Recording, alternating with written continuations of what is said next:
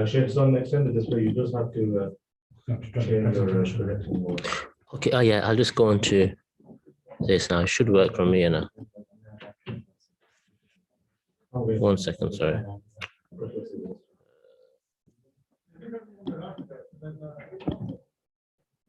Not that one.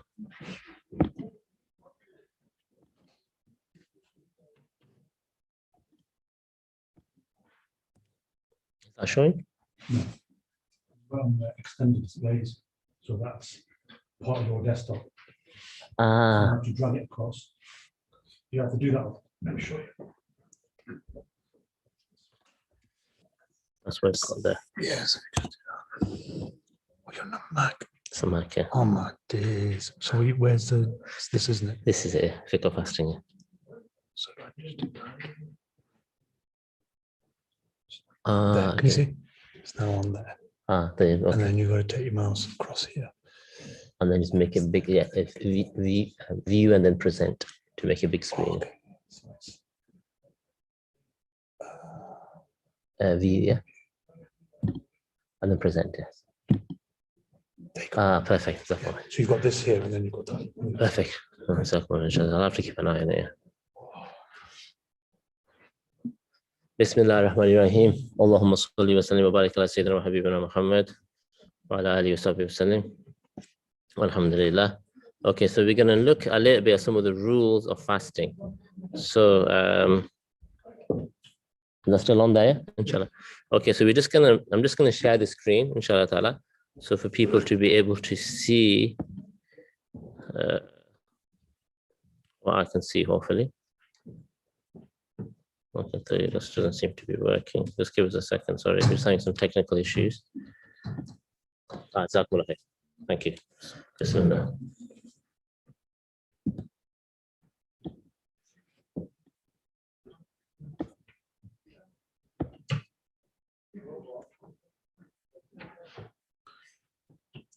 Bismillah.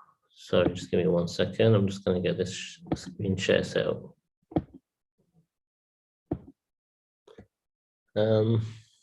Alfonso, is there any way to get it set up on here? If you press like the space bar, it should enter. I'm trying to share it on Zoom and it doesn't seem to be sharing. Let me just stop share. So I'll just share screen. Yep. And then it's just one of these, isn't it? Yeah, so it will be, yeah, do that one. Just comes over this screen. It's, yeah, so just stop sharing. Oh, okay. Okay, let's just have a quick look. Yeah, so 1 second. Are you on? Yeah, no, I am on, but yeah, I'll just turn off the cameras. If you could. So just bear with us a minute or two, just gonna sort this out, inshallah.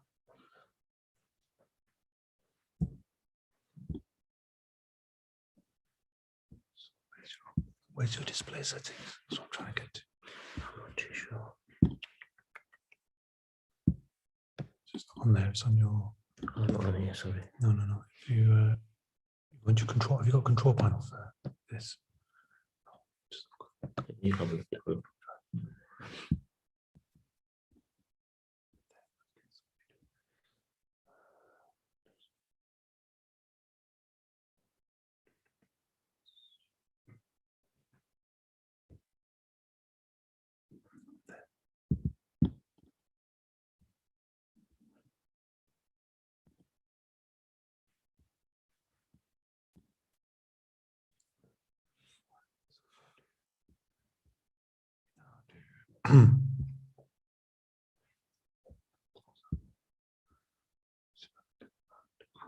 Super first.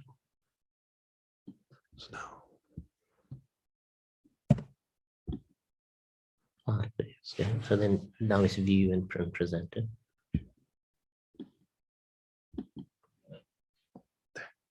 Perfect. Okay, that's perfect. Jazakumullah khair.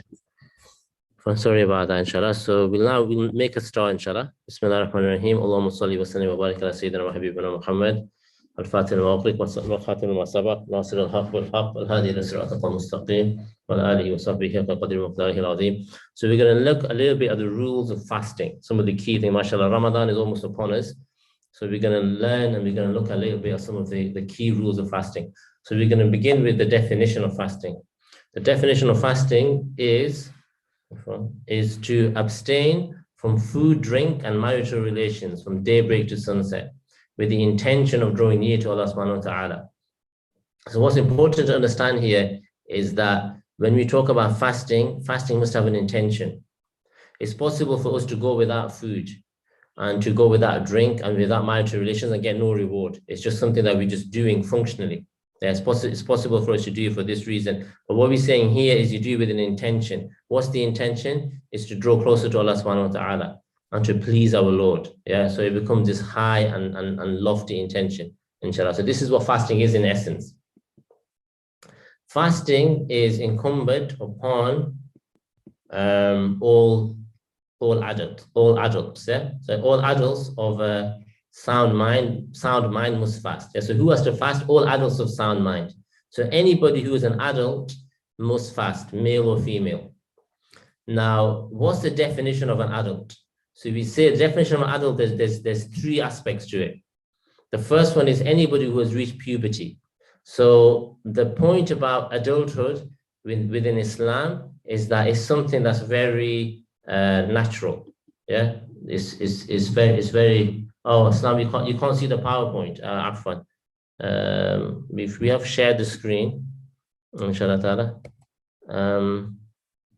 What we'll have to do, inshallah, is let me just study 1 second. Let me just stop the share and try this again. Inshallah ta'ala.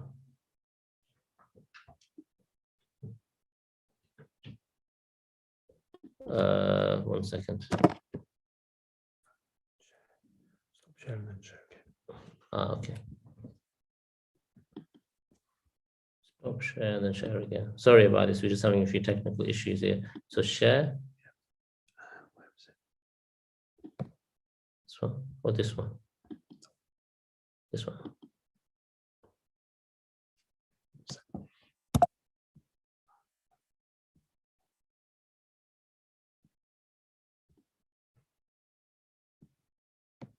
Okay, brilliant. So can we see the PowerPoint now? Yeah, inshallah ta'ala. Hopefully people can now see it. So we're gonna look. So who has to fast is all adults of sound mind.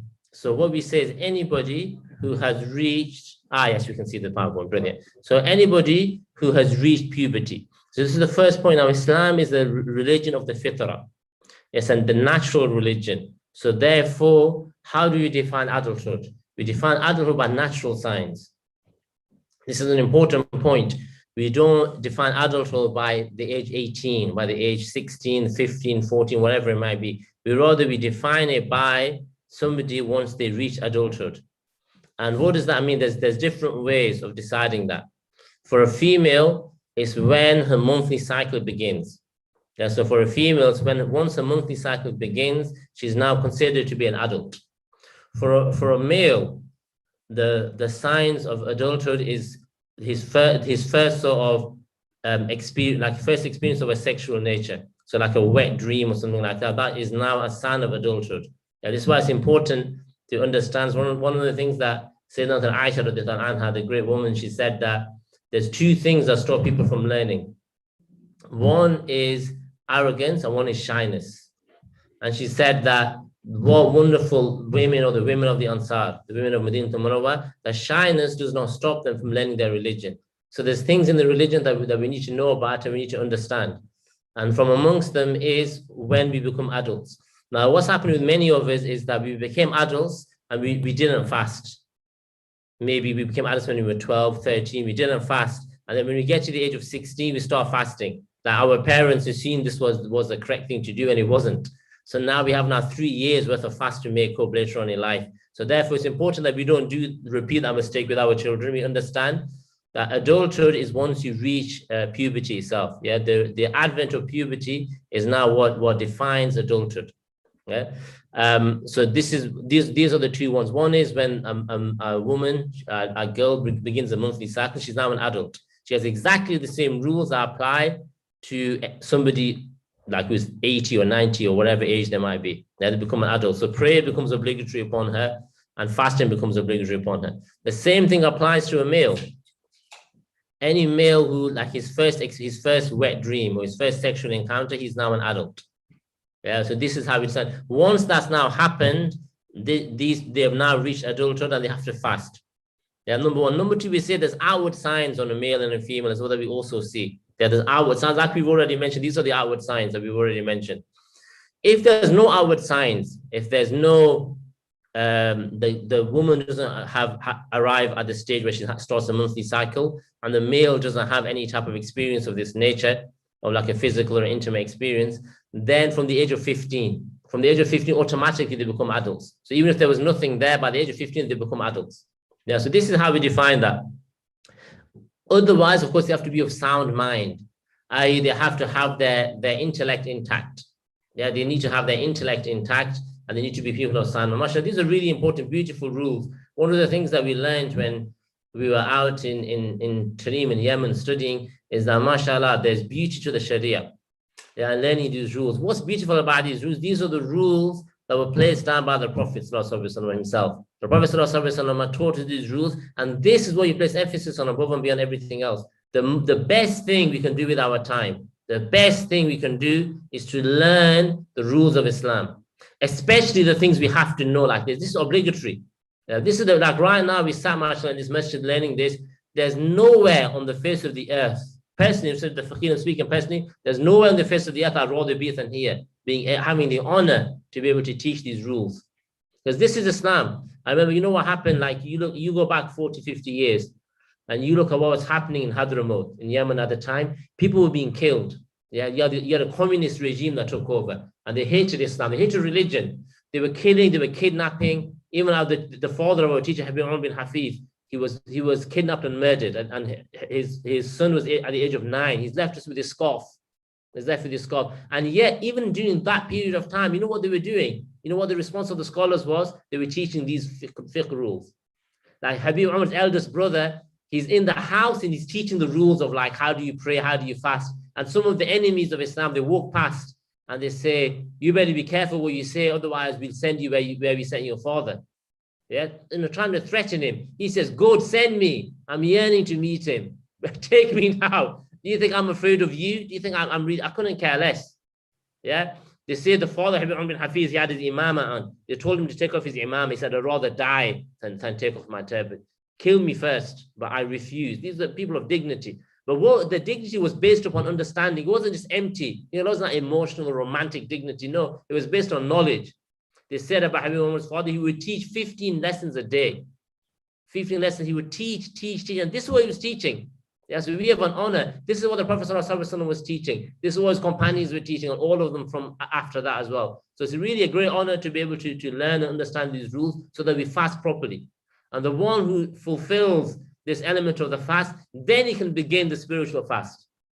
Yeah, once he's fulfilled it. So this is the basis of it, is that we are adults who have a sound mind. Once we adults who have a sound mind, mashallah, then we become people that can now start to fast and begin this journey of fasting, mashallah, which is imminent, is upon us. Okay, so this is the first point. Now, there's certain people who are exempt from fasting. They don't need to fast. Afwan, it's not up there, we've got the screen share here. There's certain people that don't need to fast. I'll go through it, inshallah. So there's 5 types of people who do not need to fast. There are 5 types of people who do not need to fast. The normal relationship, everyone has to fast. Like every adult, male or female, they all have to fast. There's no optional extras here. We all have to fast. There's exceptions. Who are they? Number one, the sick person. So if you know that fasting is going to seriously affect your health, then you don't fast. What does that mean? It means that this has been judged by a religiously practicing Muslim doctor. It has to be a Muslim doctor who's practicing, because he knows the greatness of Ramadan and fasting. He's not just going to let it go. It's a great thing. Yeah. So someone like, oh, you know from previous experience, I fasted and it made me ill. It made me worse. Yeah. Or you see there's clear manifest signs that somebody who's really frail and weak, you can clearly see that if this person fasts. Yeah. And so that person is exempted. But many of them refuse to accept this. You should mention about Murabat al-Hajj. Murabat al-Hajj, he was 100. This great scholar of Mauritania. This was a man who his sweat was musk. Yeah? And these are people like, you go and speak to Sheikh Ibrahim Osiafa, he'll tell you. I've heard him from his own. He said he used to sweat musk. He goes, that man, he sweats musk. It's not like made up stories. Sheikh Hamza used to, they all mentioned this, he used to sweat, his sweat was musk.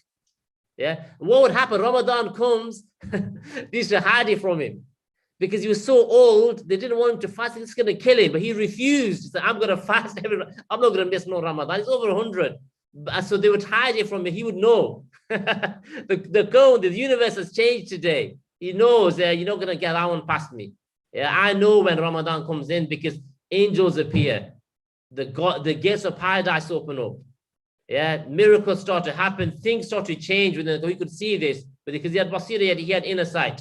Yeah, so but really, what we say, the sick person, he shouldn't. It's like Rana, my blessed grandmother, my mother's mother, same thing. She refuses to miss the fast. They try everything to say, don't. She refuses. Because how can I know? I've been fasting for 70, 80 years. You want me to miss the fast? Yeah, how am I going to meet my Lord having missed a fast? But obviously, the reality is they should. The reality, we're talking about fiqh, we're not talking about high spirituality, we're talking about the rules of Islam. They should. If you're sick and you know it's going to affect your health, then you should miss. Okay, number one. The second person who is exempt, doesn't have to fast, is a traveler. Someone who's traveling. A traveler is somebody who intends to travel further than 48 miles. There's different opinions, but we take the mainstream general opinion. We're keeping it simple here for people. Generally, if you're going to go on a journey that's over 48 miles one way, then you don't fast. Yeah, you don't have, it's better. If you fast, it's better for you, but you don't have to. So someone doesn't fast, mashallah, there's nothing wrong with that whatsoever. So you're a traveler. Number two, your journey must begin before Fajr that day. Yeah. So let's just say you travel after you've closed your fast, you have to fast that day. It's only if you started traveling before that. Or let's just say you start, it's 6 o'clock, you've closed your fast, that day you have to fast. The next day you don't have to fast because now you're a traveler. Yeah. A traveler is anyone who goes somewhere for less than 15 days. If you intend to go somewhere for less than 15 days, you're a traveler. If you're going there for more than 15 days, wherever you've gone to, you've got no excuse. You're now a resident in that place and you have to carry on fasting. Yeah. So a traveler is someone who's going to travel more than 48 miles one way. He's going to stay there for 15 days or less. That's a traveler. And he must begin his journey before Fajr, before he closes his fast. If those criteria are met, then he doesn't fast. But it's better for him to fast. It's better for him to fast. They mentioned one of them, mashallah. Like this just shows you like the humility of people. So there was once one of the great ulama of Pakistan, the name escapes me, one of the great ulama of Pakistan. He was going to visit a town. He was a traveler. He was visiting a town. And in that town, this guy's a great imam. And he hears this. It's like, people are bigging you up. They're building up what a great imam you are. Is that I'm going to show them. Yeah, I'm nothing. This is the humility of these great people. So he goes into Ramadan, he goes in eating. What is Ramadan? Why are you eating for? Why is he eating? Because he's showing them, because he can't, it's permissible. He's a traveler. He's showing them, listen, I'm nobody. Don't give me any kind of status. MashaAllah, I'm looking at that for secrets. Yeah, so, but the point that we're taking from that is there's nothing wrong. He hasn't done anything wrong because he doesn't have to fast. Yeah, but rather he's taking a higher path of showing you how we should keep our deeds hidden. Yeah, which we're going to look at when we look at spirituality of fasting. Yeah, fasting, the beauty of fasting is no one has to know. Like Ramadan, but outside of Ramadan, why do people, and really the amount of times that I'm sure we've all heard, I'm fasting today. Man, people let it out. That's shaitan. Keep it quiet. Shaitan's pushing that out of you. No one needs to know you're fasting.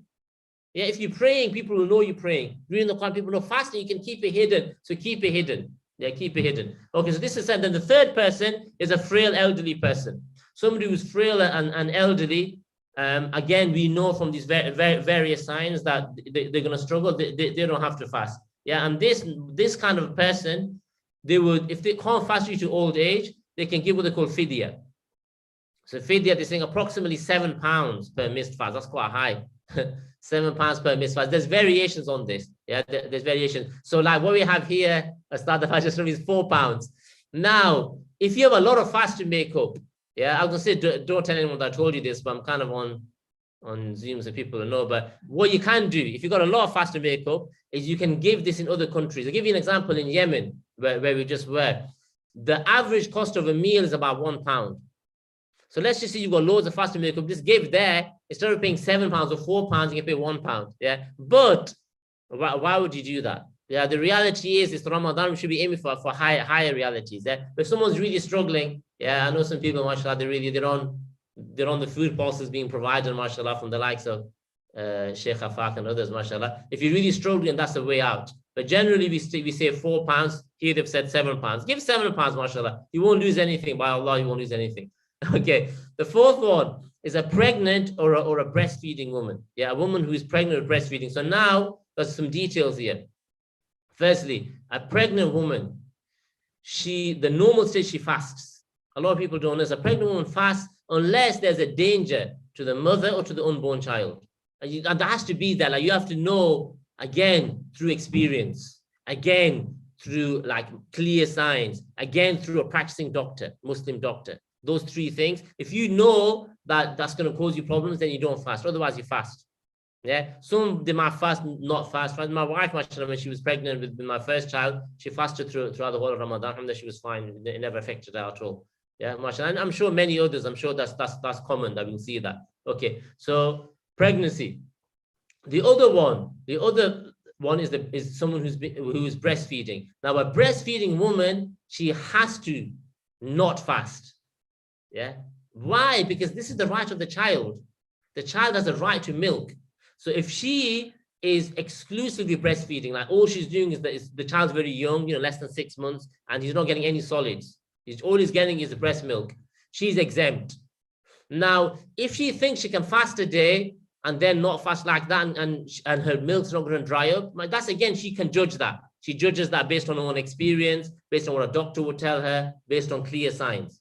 Then khalas, she can do it. But if she knows her milk's going to dry up, she has to miss the fast. She has to, because now she's denying the rights of that child. It's the right of the child to have that milk.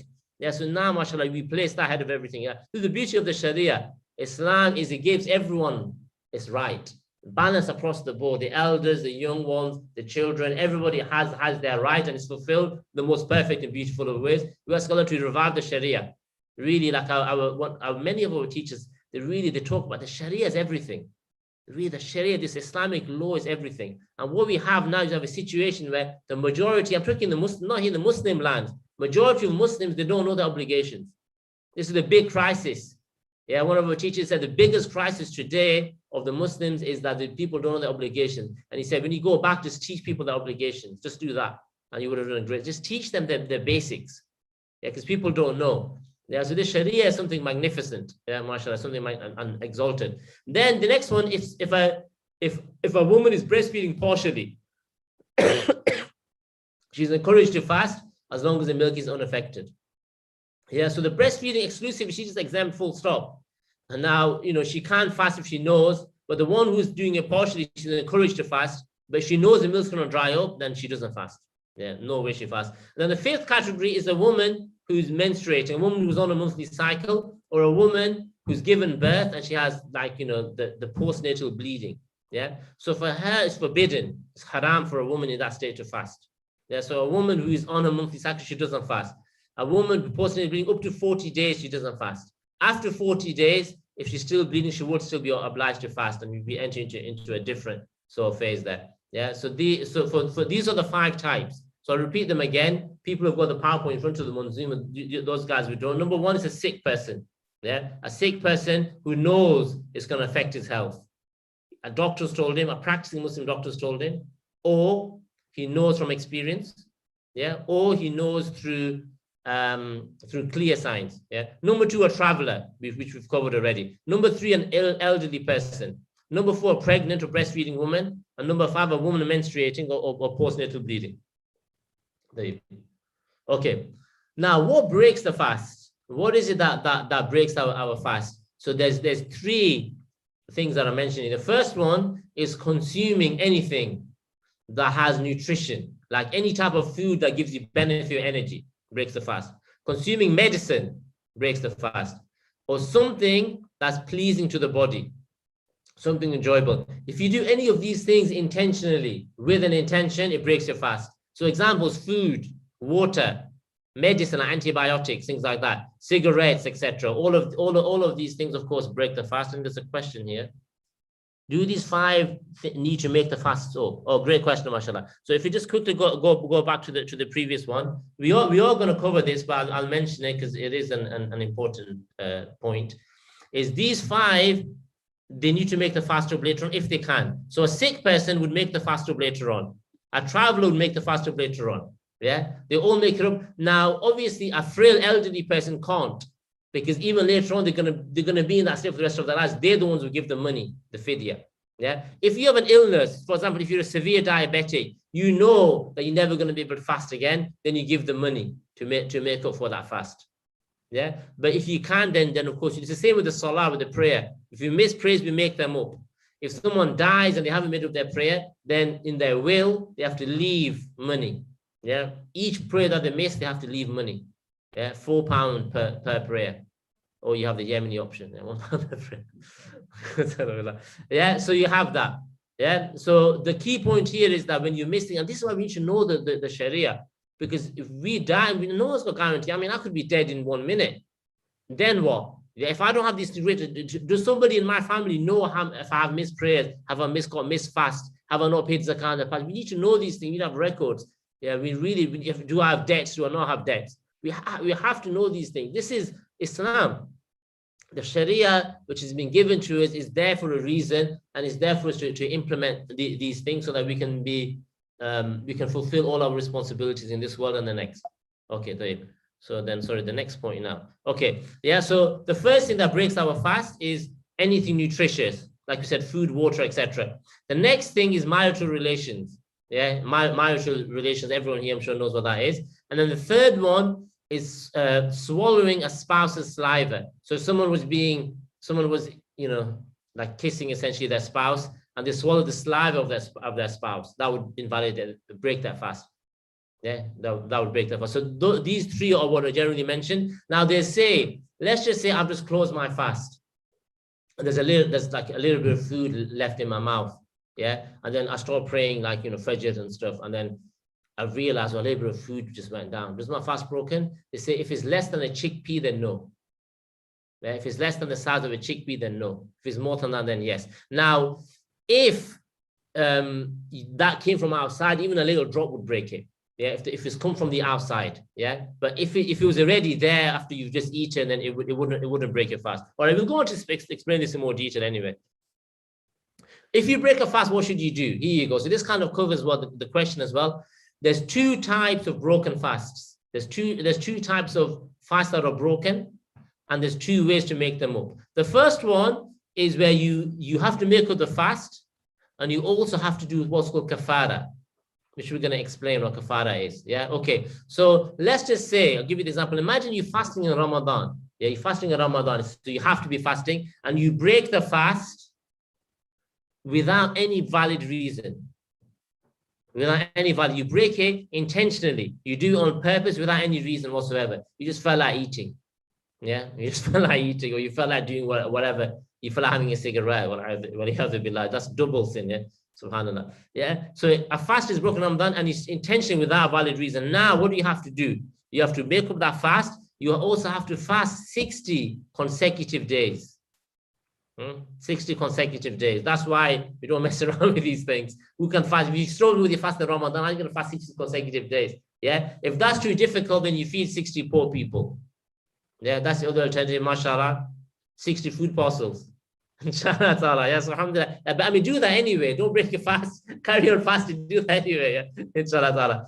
Okay, yeah. So this is what we do. This is how you make up that fast. Yeah. You make up the fast. You do a qada, and then you have to do this kafara. Now, let's just say I broke 5 fasts in Ramadan. Does that mean I have to do 360 times? No, just that one kafara covers anything that you've done before that. Yeah. Number one. Number two, if you break a fast accidentally. So say in Ramadan, you broke the fast accidentally. Yeah. If you broke the fast accidentally, like what that means is that you knew you were fasting and you've accidentally swallowed some water. Yeah, so you knew you're fasting, you go and have a shower, and you end up accidentally swallowing some water. And you knew you were fasting. Now you have to do qada, you have to make that fast up.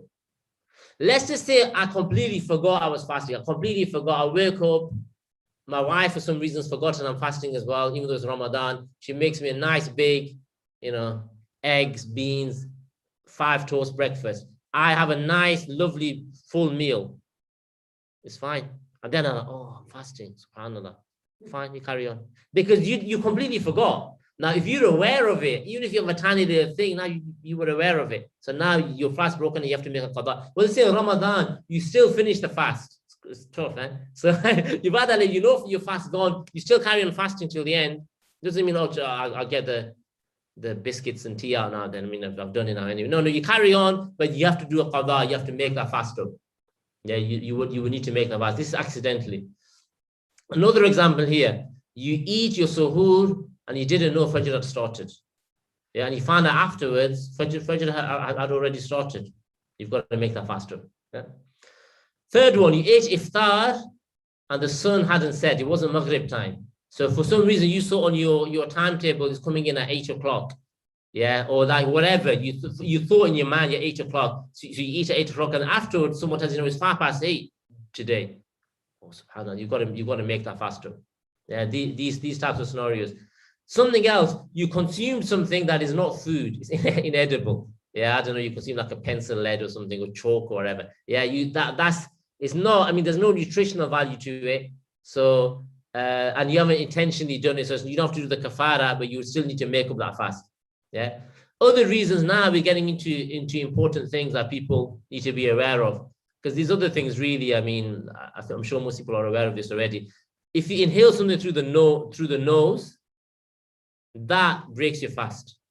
If you breathe something, unless it's unavoidable. So I'll give you an example. You know, like Beni Bukhur. When you Beni Bukhur, you got to be very careful. I remember when last year I was fasting in Hadramaut in Tadim, they burned it because the Shafis have a different view. We're getting the difference of opinions of Madhahib. For them, they can smell as much Bukhur as they want. Yeah, it's all good. So now they're having their gatherings, they're having their lessons. I couldn't sit at the front. They're going to be like, here you go, take a bit. I'm like, yeah, because for the Hanafis, you can't. Yeah, so you can't breathe any kind of smoke. Now, unless it's unavoidable. So you go somewhere and it happens. Yeah? I'll give you an example, another example of where it's unavoidable. This is where wisdom comes in. So I'll give you an example. My neighbor, this is going by many years, but the neighbor of my parents, he's non-Muslim. His wife had just died of mouth cancer and it was Ramadan. So me and my wife, we went to visit him. We go into the house and he was in a bad way. Like the house smelled of alcohol as soon as we were. This is in the middle of the day and he was in a bad way. And really, like he's listening to old songs of what he used to listen to when they got married. He's in this kind of a state, subhanAllah. Allah make it easy for everybody and guide everybody to truth and goodness. And then, so then we come in, we sit down, and then he starts smoking. So now at that time, I didn't know what to do. So I just went with instinct, yeah, which isn't good. Yeah, this is why you need to learn these things. Yeah, you need to learn these things. This is many years ago. And I stayed because I thought if I get up now, it's not good. Yeah, and my wife was also in the same situation. She kind of looked and said, let's just stay because he's in a bad state. Who knows what he's going to do next? You know, he was like suicidal, the things he was saying. So then after that, I left. I called on my teacher, Sheikh Harun, and I said, listen, Sheikh, what an issue here. This is what's happened. He smiled and he said, no, you're fine. He said, your fast is completely valid. You did the right thing. Because these are exceptional circumstances. Yeah, because in that situation now, you're going to walk out in that situation, yeah, but these are exceptional circumstances. The general rule that would have broken my fast, yeah, because I've breathed in smoke, I've breathed in something through my nose, yeah. So anything that goes through your nose, unless unavoidable, breaks the fast. Eardrops also break your fast. So anything going in through eardrops, anything like that breaks the fast. This is another one that's very important. Water that enters the body through the back passage, for want of a better term. Yeah. So now what we mean here, again, let's not get OCD about this. This is like if you are cleaning yourself and you go to excess in this regard, and water enters a certain point in the back passage. Now, what we would say is the reality is we're not going to necessarily know. Yeah. We're not going to. So what we do is, again, we just exercise basic caution. And we have balance in this. We don't go over the top. Oh my God, has this happened? No, that's from shaitan. That's waswasa. Yeah. What we do is we have balance, but at the same time, we ensure that we're fasting in a different state. We make sure that we're not as vigorous maybe in terms of cleaning in that sense. Yeah, because there's a chance that it could break our fast. The Sheikh, like the great wali of Fez of Morocco, Sheikh Ahmad Zarruq, he said that we have to have balance in everything. He said the one who doesn't have balance is for two reasons. Either it's a lack of intellect. Yeah, the guy's just not very bright, or the woman just not very bright. Yeah, it's a lack of intellect. Or it's a lack of following the sunnah. You either not following the sunnah or you're not using your brain. Yeah, so we are balanced, reasonable. Yeah, we're reasonable about this. Yeah, and so we reasonably clean ourselves, and we don't go to excess such that it's going to invalidate our fast. Yeah, and that, mashallah ta'ala, is enough to help you in that regard. Okay, the last one then is if you break your fast forgetfully, then you break it deliberately, thinking it's broken. You know, like I said to you, like if I've swallowed a bit of water, then I don't get the tea and biscuits out. Yeah, now if I got the tea and biscuits out, then obviously I'm gonna have to make that fast up. Yeah. Oh, sorry, Afan, that's not the example. Sorry, here is that I have my breakfast. Sorry, so I have my full breakfast, and then and then I remember. Oh, actually, I was fasting. Now my fast is still valid, isn't it? Remember, because I completely forgot. Now, if I think because I haven't studied the laws of fasting, that it's gone now anyway. I mean, I've just had about 3 eggs and 5 toast. How could it not have gone? If I think that, so then I just carry on eating, then I'm gonna have to make qada for that. You don't have to do kafara, obviously, because it wasn't that. It was just a bit of confusion. I didn't know the law, but that's why we have to know the law. Yeah, we have to know the law. There's no excuse really. These are very like, look, I'm going to cover this in my 45 minutes. That's it. Yeah, laws. It's the same in things like marriage. Before we get married, we should know the law. We should know the law. I know that some of our teachers in Malaysia, they won't give a marriage certificate out unless both husband and wife have taken a marriage course of the obligation. What's the obligation of the wife to the husband to the wife? And the husband to the wife, there's a lot. There's about 17 or something like that. So men get a hard time. But the other way around, there's not as many. That's part of rujula, isn't it? Manhood is taking care of things and not having a lot of your own rights. Yeah. So and same with raising children. Yeah, all these things, anything buying and selling. If I'm a businessman, I've got to know these things. Otherwise, it doesn't matter. Like, it's good for me to know it, but it doesn't really matter. I don't need to know about gold and how to sell gold if I'm not. But if I'm in that trade, if I'm a businessman, I have to know. If I'm employed, it's something that people forget. If you're working for someone, you have to know the laws. You can't just break your contract. Now, you've agreed that I'm working for a call center, I get a 15-minute break. If you take 18 minutes on that break, that's haram. It's haram. You can't take 18 minutes on that. Or if you have done, then 3 minutes, you got to make those 3 minutes up. Otherwise, you're taking wealth, that's haram, and then you're feeding your children with that wealth. Then it's going to exacerbate. Yeah, so you've got to be very careful about these things. Now, there is urf. Like, for example, generally says 15 minutes, but most people take 17, 18 minutes. That's different. If most people take, then you maybe the person of wara, of scrupulous, will never take that risk. But maybe there's something there. But if that doesn't exist, if everyone takes 15 minutes, all the people around you, they all take 15 minutes, and you take 18 minutes, that's wrong. Yeah, that's why it's so important we know the halal and the haram. This is where, as an ummah, we just lost. We really are lost. We've just abandoned the Sharia. I've visited Muslim lands, people don't know anything. I've been to Muslim lands, you sat there, people are just doing things thinking, how can he not know that? He's born a Muslim. He spent his whole life in a Muslim, and the people don't know. So it's a real something that, and for us, it's even harder. We live in non-Muslim land, so it's important that we really undergo these things and understand them. Okay. What doesn't break the fast? Okay, so now we're going to look at, I think 1, 2, 3, 6 or 7 things that don't break the fast. The first one, like we said, if you breaking the fast forgetfully, if I completely forget that I'm fasting and I eat. I remember this happened to me once.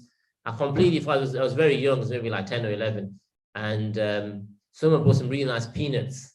Was it peanuts? Yeah, something like that. So I was eating, and then my mum saw me. She said, "What are you doing?" "What do you mean?" Because you're fasting. Oh. But then that was, so whatever I had, I spat out. And then my mum was like, "No, you're fine, just carry on. You're good to go," because you genuinely didn't know, didn't you? I said, "No, I completely forgot." Yeah, so something like that. Number 2, you can continue fasting as normal if you eat something between the teeth that's smaller than a chickpea. So like I mentioned earlier on, if I've eaten and it's in my mouth, and then I start praying my fajr, and then I swallow that, and it's less than a chickpea, I'm fine. Yeah, it was already in my, but obviously if I take something outside and put it in, that's a different story. And another thing, involuntary vomiting. If you vomit without control over it, your fast continues. Or you induce, like sometimes you're ill and you force yourself to vomit. Sorry about this, guys, but fiqh is fiqh. We've got to cover these rules. You force yourself to vomit, but it's less than a mouthful. Yeah? If it's less than a mouthful, fine. If it's more than a mouthful and you forced yourself to vomit more than a mouthful, that would actually break your fast. Okay. Something else that doesn't break your fast is having a wet dream. Yeah, so this is something again that's outside of the control. So obviously, if somebody purposefully engages in an intimate act, that's different. But having a wet dream. Another thing that doesn't break the fast is if you delay performing your ghusl. So let's just say you've closed your fast and or let's just say in the middle of the night something happens or whatever, or you have intimate relations with your spouse, and then you close. And so you're in that state, you close your fast and go to sleep. Now, obviously, it's a problem because you're missing Fajr. But let's just say you've missed Fajr for whatever reason, but it doesn't affect your fast. Your fast is still fine.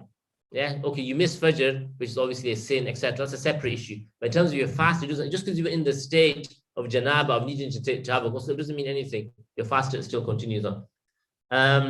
Another thing, inhaling unavoidable particles in the air, like we mentioned earlier. Anything that's unavoidable, it's unavoidable. Yeah, within reason. So, for example, if I know that walking into that room over there, someone's smoking, then I just don't walk into the room. If I walk into the room, it's my own fault because it was unavoidable. But if I'm sat here, reading a book, something and someone comes and starts smoking, and I look at, and then I walk away, and that wasn't my fault. So it's within reason, and we know this. This is just common sense. Yeah, and again, we don't go to extremes. Yeah, we maintain balance in these things. Very, very important. Bleeding. Yeah, so bleeding doesn't affect your fast at all. And then injections, which is important now with our COVID environment. An injection does not break your fast. Yeah, I'll repeat that. An injection does not break your fast. Yeah, so if you need an injection, you can have an injection and just carry on fasting. Now, if you know that by injecting, having a COVID injection is going to weaken you, and a practicing Muslim doctor says to you, actually, today, this injection is going to weaken you, don't fast, then you can do it. Or if you know from previous experience that's going to affect you, or there's clear manifest signs. If those three things don't exist, you have your fast, you have your injection, you just carry on fasting. And you're living your life, aren't you? It's not going to impact. I think there's a couple of questions here. Let's have a look at. There is going to be questions with this, of course. What about bleeding gums? Good question. I notice when I fast, my gums tend to bleed more for a longer time. Okay, and then he said, okay, so bleeding is an issue. Now, if you're bleeding and you swallow that blood, it's broken your fast. But again, there needs to be certainty in that regard. If there's doubt, then there's doubt. But if there's certainty, then you've broken your fast and you would need to do a qada. Obviously not a kafara, you would need to do a qada. You would to make that fast up at another period. Does bleeding break? Will do. It does, as long as the blood is flowing. Yeah, as long as the blood is flowing, it does break. Yeah, so if for example, I'll give you an example. Let's just say I had some blood here and it didn't move from that space, it stayed there, that wouldn't break my fast. If I did like this and blood came out, or if I had a nosebleed and I did like this and it came out, then that would break it. Okay.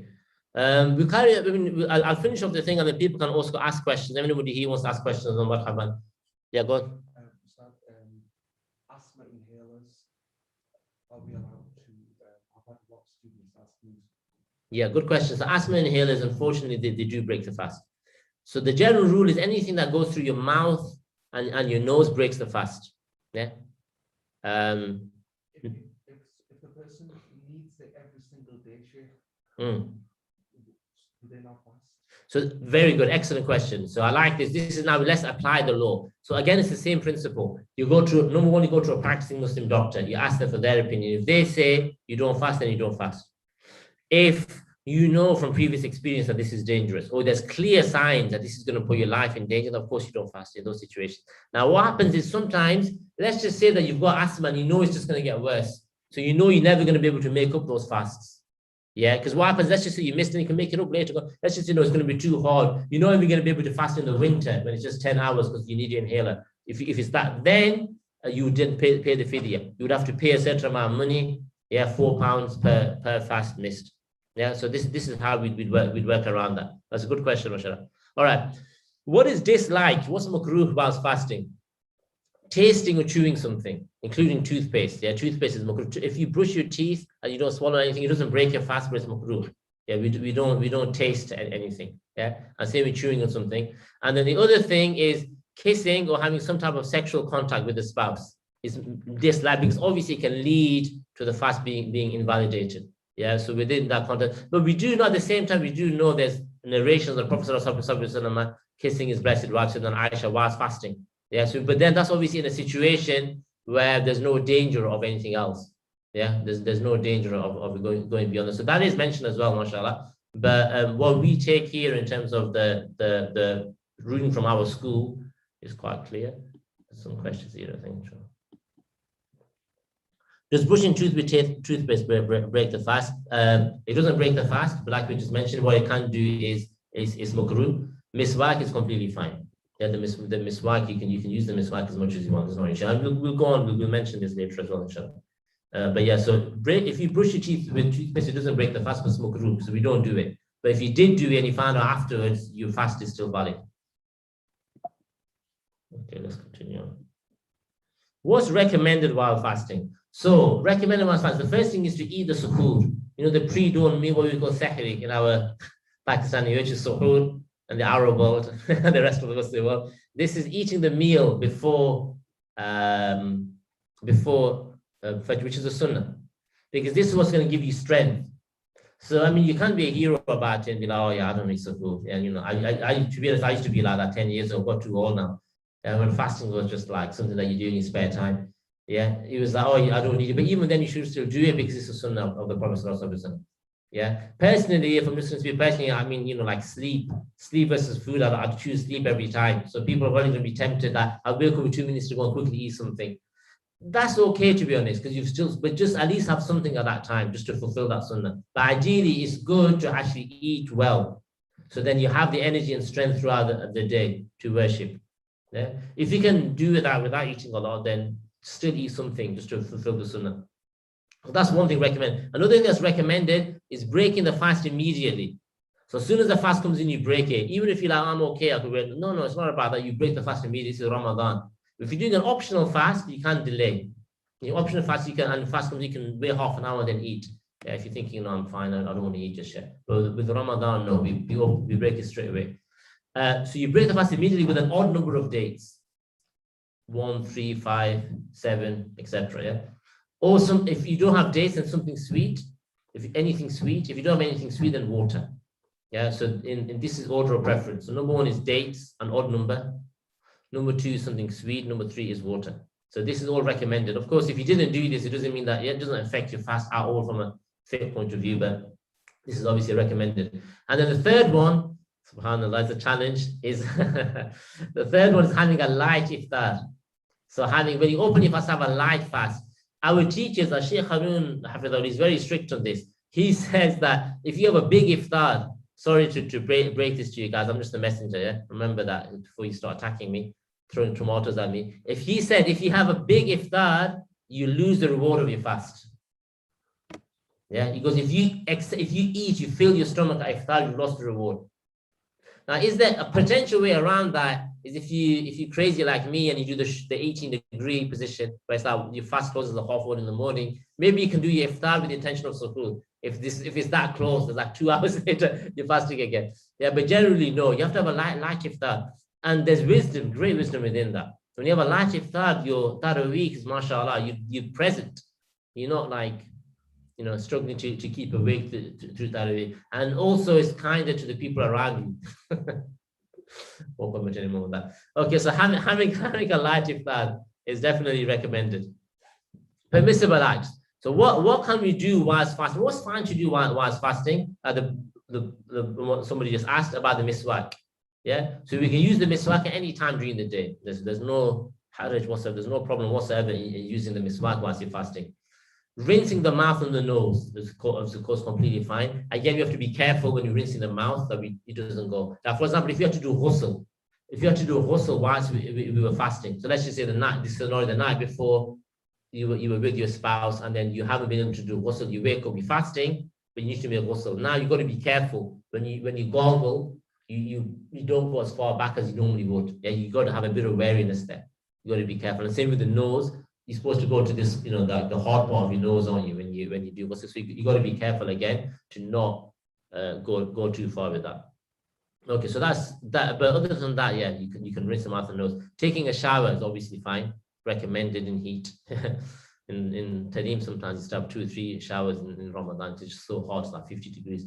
And applying scent is okay. Now, applying scent is an issue with some of the other madhahib.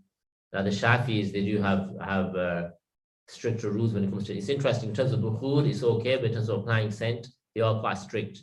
Whereas with the Hanafi opinion, which is what we're teaching here from the Hanafi school, it's fine. You can apply as much scent as you wish. Yeah, so these are all things that are fine to do. Okay, that's the end essentially of the presentation, mashallah. So that's the essential points. Now there's a question here. What should you do if you wake up late for suhoor? Brilliant question. Okay, so what should you do if you wake up late for suhoor? Now with the Hanafis, which is what we're following, we have to make an intention to fast. Yeah. Now that intention, it should be made from any time after Maghrib. Anytime after Maghrib, you make that intention. But what happens is that, let's just say you don't make the intention, and then you wake up and you've slept through. You have up until midday, the Islamic midday, to be able to do your fast. That's only the Hanafis. The other three schools, no. Yeah, the other three schools, like, they found this opinion ajib. We studied this with our Habib Umar. He went through the 4 opinions, and he said this is an ajib. But obviously, it's mashallah, it's the Hanafis. But it's like, it's very unusual. But alhamdulillah, for us, it's fine. So if you woke up and you missed your suhoor, you were late, you still have to fast. You make the intention before midday, and then you get on with your day and you fast. Yeah, mashallah. Okay, is there any other questions, inshallah? Please do ask, inshallah, if there's anything that people are unsure about. And there's no such thing as a wrong question. There's no such thing as a silly question. Yeah, these are things. This is our deen. Yeah, and we have to make sure that we know our religion and that we don't do things that lead to our fast becoming invalidated, inshallah.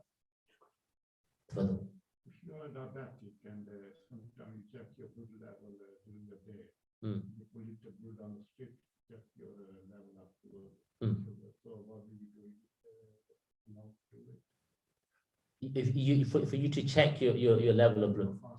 Yeah. That's fine. Yeah, you're able to. So as long as you're not taking anything in, that's gonna be, or as long as nothing's going into your mouth or it's not going through your mouth or your nose, is it, Uncle? No? Yeah, that's fine then. That's fine. Yeah. If anything's entering through the mouth or the nose, even if it's not going to give you, like, even if it's not food, it would still break your fast. But if you're doing that, then that's a good question. Also with that, sorry, just to add on there, this, people get confused, is when you check your sugar, not only your fast, your wuzu doesn't break as well. Even though blood comes out, it's not flowing. Right. You know, when your blood comes out, a lot of people get confused with that and start doing the wudu again, but you don't need to, when you're checking the sugar. Excellent, mashallah, very good. Should you eat? Okay, what should you do if you wake up? Should you eat or drink anything when late for suhoor? No, if you're late for suhoor, you're late for suhoor, so you wouldn't then have the option to eat or drink. You would just have to fast in that state, the state that you're in that situation. Any other questions? Cool. In that state of that there in suhoor, if you're literally, you woke up, suhoor time is just over. Yes. Yeah. So let's say, for example, it's 4:48. You woke up at 4:48. Yeah. Are you allowed to eat or drink anything at that time within that sort of minute? You can say. Or okay. Once the whole time's over, it's over. You can't eat.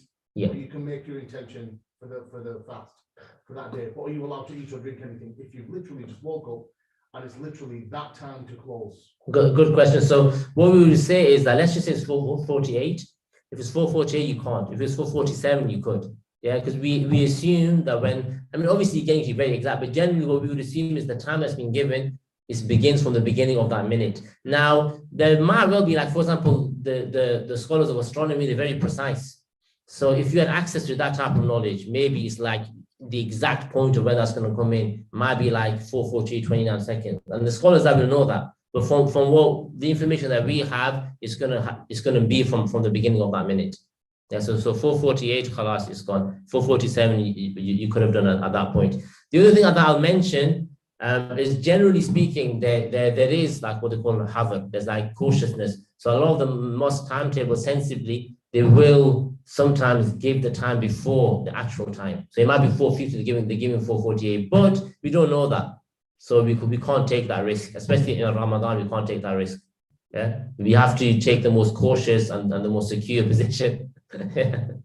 Inshallah. Any other questions? So did we cover eardrops? Yes, yes. So we mentioned, yeah. So we never mentioned. So eye drops. Sorry, so often eye drops don't. I know. I never mentioned it. Yeah. So anything that goes in the eye doesn't. Anything that goes into the ears does. Yeah. So ear drops do break your fast. Eye drops don't. Yeah. So anything that's within the ear and within the mouth cavity doesn't. Yeah. Sheikh, sorry, you might cover this or it might be coming later, but I get asked a lot, do you have to pray Taraweeh prayers? Okay, good question. Taraweeh prayer. So Taraweeh prayer is what they call Sunnah Mu'akkida. It's a heavily emphasized Sunnah. Now, a Sunnah Mu'akkida is something that if you leave it without good reason, then you are sinful. Now, without good reason means, for example, like you've got to work, something like that, something that's like serious. It's not just something like for example, let's just say you have a half an hour lunch break, and within the half an hour you need to eat, and then you've got to pray dhuhr. So you've got to pray 4 sunnah, 4 fard, 2 sunnah, 2 nafil. Now that kind of situation, if you genuinely can't make it, that's one thing. But even then, we don't make a habit of that. But that a week, that's generally not going to happen. I mean, people are free and we can't pray. But there's another issue which is related to qada prayer. Now, qada prayer, qada prayer is when let's just say you missed prayers in the past. Now, the question that people ask is, should I pray my tarawih or should I do my qada? Now, what we would say is, from what we've taken from our teachers, it's best to actually pray your qada. It's actually best for that time for you to make up your missed prayers and do tarawih. But what we would say is that someone pray tarawih is fine. Yeah, anything that's sunnah mu'akkada you can pray even if you have prayers to make up. Secondly, what we would say is it depends on your situation as well. Like if people start saying, "Oh, this guy, what's wrong with you? He doesn't even come to tarawih." This and the other. In those types of scenarios, then we would recommend for people to come and pray the tarawih and then do their best. Because those who have a lot of qadas to make up, like years to make up, Ramadan is the time, and a lot of people blitz it in inverted commas. They blitz it. They might do a year's worth of missed praise in 1 month in just in Ramadan and things like that. Yeah, so it's an opportunity to try to take, because you have a good hour and a half, and you could get through a lot of praise in that time. So we can't do the opinion has that many of the Syrian fuqaha, the Syrian ahnaf, they allow you to miss a sunnah mu'akkada to make up for qada prayers. The subcontinental scholars have a different thing. Many of them say no. If it's sunnah mu'akkada, you pray regardless.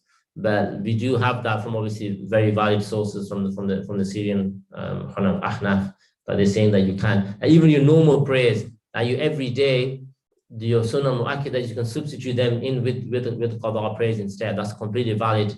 I've heard this directly from one of the senior teachers, that we can do that, inshallah. So that's going to facilitate it for people. Okay. So I have an ulcer in my mouth which drains now and again without my knowledge.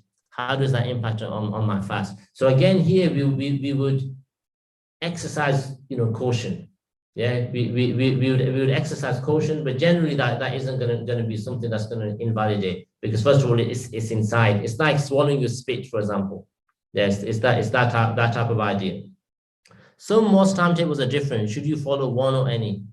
What we would say, simple answer to this is you follow your local mosque. The mosque where you do the majority of your prayers in, you follow that. That's the simple answer for the awam, for general people. Now, obviously, if someone's like an Islamic astronomer, then mashallah, you're an Islamic astronomer, then you do what you want.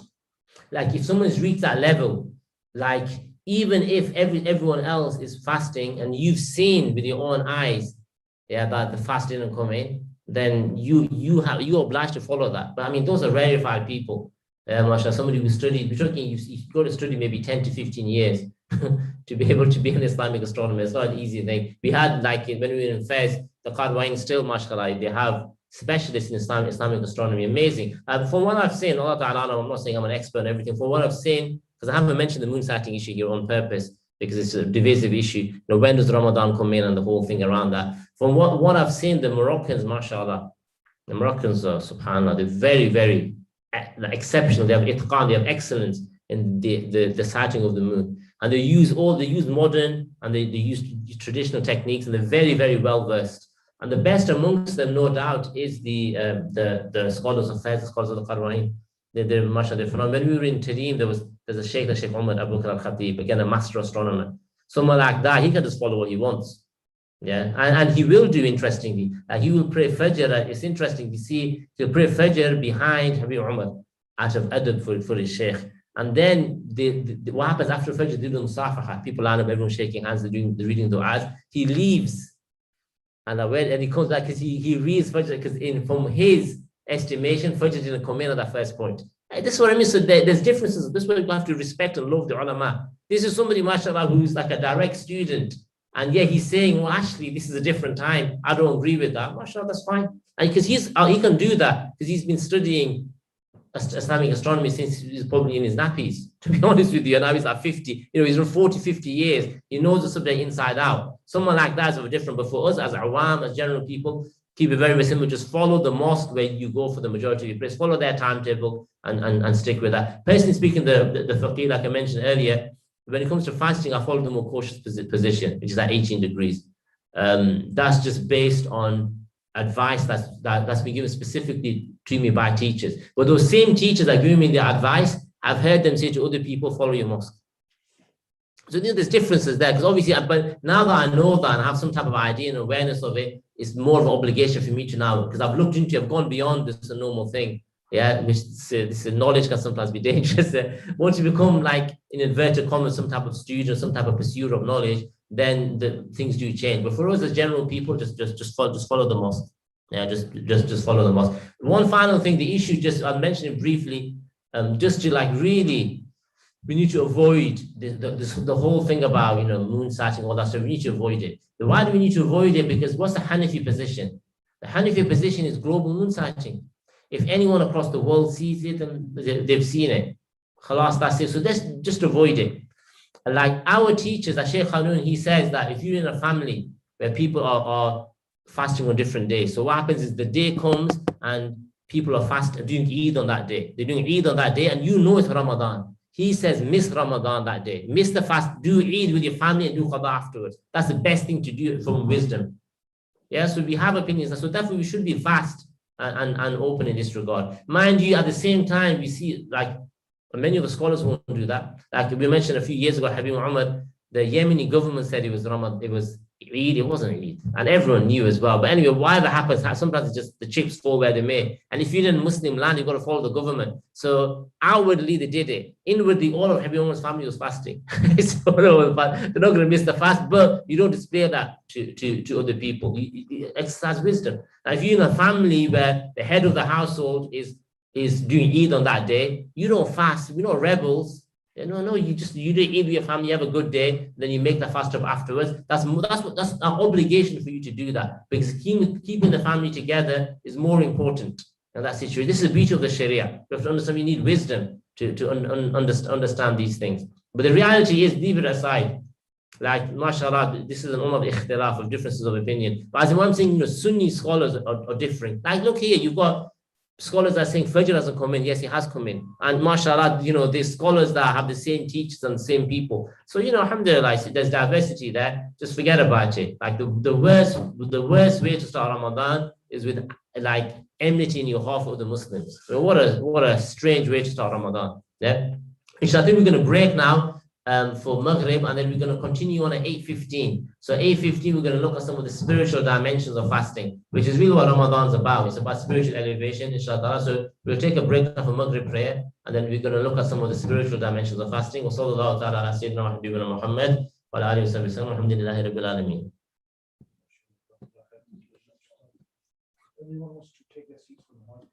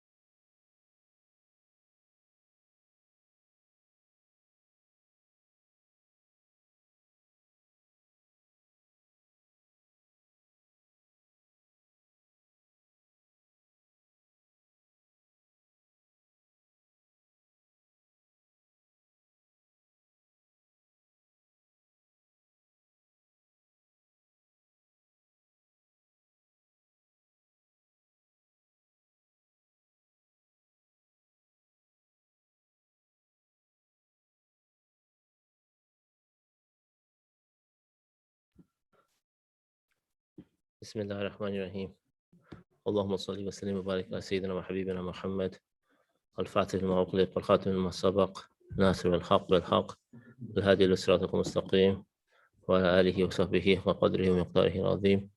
Okay, so inshallah, we've been looking at fasting. We're now going to look at some of the spiritual dimensions of fasting, particularly in relation to the Quran itself. So we're going to consider now some of the Quranic perspectives on fasting, inshallah, for the next 40 minutes or so. So just a very brief question from last time. Someone Yes. was too shy to ask the 8 rakat Tarawih compared to 20 rakats. Good question. Excellent question. No, because there are people who genuinely believe you can read 8. Yes, yeah, excellent. So there's just a question that's coming. So we'll answer this question before we go on to look at this Quranic perspective. So somebody's asking 8 rakah for Tarawih versus 20. Now, what we would say is that, again, with the Hanafi school, 20 rakah is sunnah mu'akkada. To read less than 20 without a valid excuse is problematic. Now, with the other 3 schools, with the other 3 schools, there's no Bismillah. With the other 3 schools, there's no number specifically mentioned. Yeah, so any type of number that's mentioned, so any type of number that's mentioned is fine. Yeah, so whereas with the Hanafi school is 20. So with the others, for example, the Faqih we studied in Morocco. Now there with the Malikiya is you can pray anything. It's not obligatory or it's not sunnah mu'akkada to pray 20. 20 is what they pray, but sometimes they pray 2, 4, 8. Now to specify 8 and to say that 8 is what we have to do, 8 is sunnah, that's incorrect. The 8 that the Prophet ﷺ used to pray, yeah, the 8 that he used to pray, this was tahajjud. This was after Taraweeh. So the Prophet ﷺ would pray 20 Taraweeh, and after that he would pray 8 rakats, and then followed by 3 witr. This was he would do in the middle, and this is really done throughout the year. It's not just done in Ramadan, it's done throughout the year, mashallah. Yeah, that we read 8 and then 3. So that's what the 8. So there's nothing about the 8 being sunnah. The ulama and the people of Islam from the beginning have read 20 up until now. So if somebody wants to read 8 and they're following the Shafi, the Maliki, the Hanbali, that's fine. But you don't read 8 with thinking that this is better or this is the Sunnah. If you want to read 8, you want to read 8. Yeah. Whereas with the Hanafis, it has to be 20 because this is what Sunnah market is. Read less than that is problematic. So if you went to a masjid, for example, that read 8, you could go and read there, and then afterwards you have to make up the remaining 12. Yeah, which might be difficult. Some people might have the himmah to do that, mashallah, that's fine. But that's what we would say on that regard. So again, there's a misunderstanding. This idea that 8 is optimal is completely misunderstood, and there's no source for that. The Sayyidina Umar Sayyidina Umar prayed 20. I mean, if that should be enough for people. You know, this is the second greatest Muslim after the Siddiq in this ummah. Okay, so to begin, the Quranic perspectives on fasting. So the first thing we mentioned about the Quran, the importance of the Quran in our lives. The Quran is important at all times. It's even more important in Ramadan. So there's a statement here from Sayyidina Umar, the second caliph. He says, the one who turns away from the Quran, Allah will break his back. So that now is talking to Muslims. As Muslims, if we seek guidance in anything other than the Quran, if we seek guidance or we seek any type of direction in anything other than the Quran, Allah subhanahu wa ta'ala will break our back. And this is what we see now in the Ummah. In the Ummah now is our backs have been broken because we see guidance elsewhere. Like look at financial matters as an example. When we're buying and selling, how many of us know the Quranic rules? How many of us avoid interest? How many of us avoid doing things that are not strictly according to what the Quran tells us? Yeah, we talked about raising children, marriage. How many of us know the obligations of these rules? And many, many other things that we can say. So we are looking for other places for guidance. And therefore, as a result, Allah subhanahu wa ta'ala has broken our backs.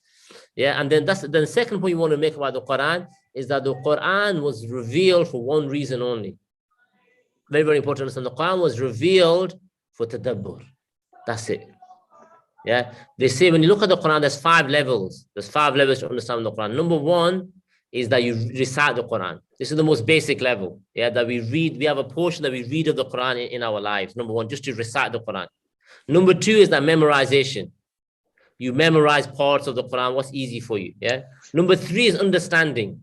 That you understand the Quran. Yeah, you understand what it means, which is essential, really is essential. Number 4, tadabbur, reflecting upon the Quran. Now, what is the Quran telling me here? أَفَلَا يَتَدَبَّرُونَ الْقُرْآنَ أَمْ عَلَىٰ قُلُوبٍ أَقْفَالُهَا. Do they not ponder? Do they not think deeply over this Quran? Or the heart sealed? Or the heart's locked up? Yeah? And then the 5th and final level is implementation. To implement the Quran. Now, the Quran was revealed for 3 to 5. It's revealed to be understood. They give an analogy. Imagine like you receive a letter from a king. Yeah, and you don't even bother to understand what the letter means. Is that king going to be pleased with you? He sent you a special letter for you to know and to guide your life by this, to understand everything by this letter. You don't even bother to read, you don't even bother to understand what the letter is. And then you expect that king to be pleased. He's not going to be pleased with you. So we should all make a commitment. Ramadan's the time, make a commitment to have an understanding of the Arabic language. And I'm not talking about becoming a great scholar of Arabic. I'm saying that you can have in 1 year or 2 years, you can learn enough to be able to stand behind the Imam and understand what he's saying. Yeah, 1 or 2 years, you commit to that 1 hour a week, 2 hours a week. Learn the Arabic language so you can stand and you can understand what the Imam's saying. You can understand what your Lord wants from you, yeah, on the most basic level. So this is what we ask for.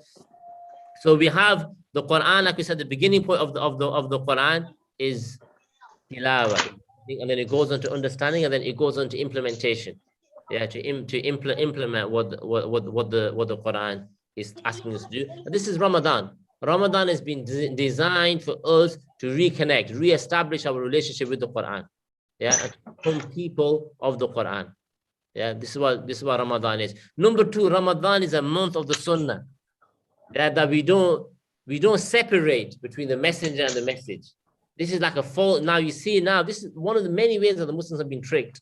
This is the first thing we have to understand is really, as Muslims, honestly, we're being duped. We've been taken as fools. On every possible level, we've been taken as fools. Really, like, and sometimes, to understand, you've got to step out. You've got to step out and see what a normal world looks like. Many of us, we have not seen normal life. We haven't. I'll give you an example. This is normal life. So normal life is on a Thursday night, you attend a Mawlid, you attend a gathering. That gathering is the biggest gathering of the week. It's on TV, it's on the radio. So the whole of the week, the rest of it, all that they're talking about now is that gathering. That's normal life, where Islam is everything. Your entertainment, your enjoyment is Islam.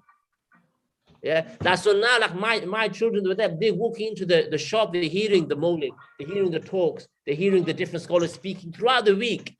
And then they're watching, this is the big event, there's 10,000 people watching at that thing, and then there's millions watching on satellites all over the world, all over Yemen and the rest of the world. That's normal life.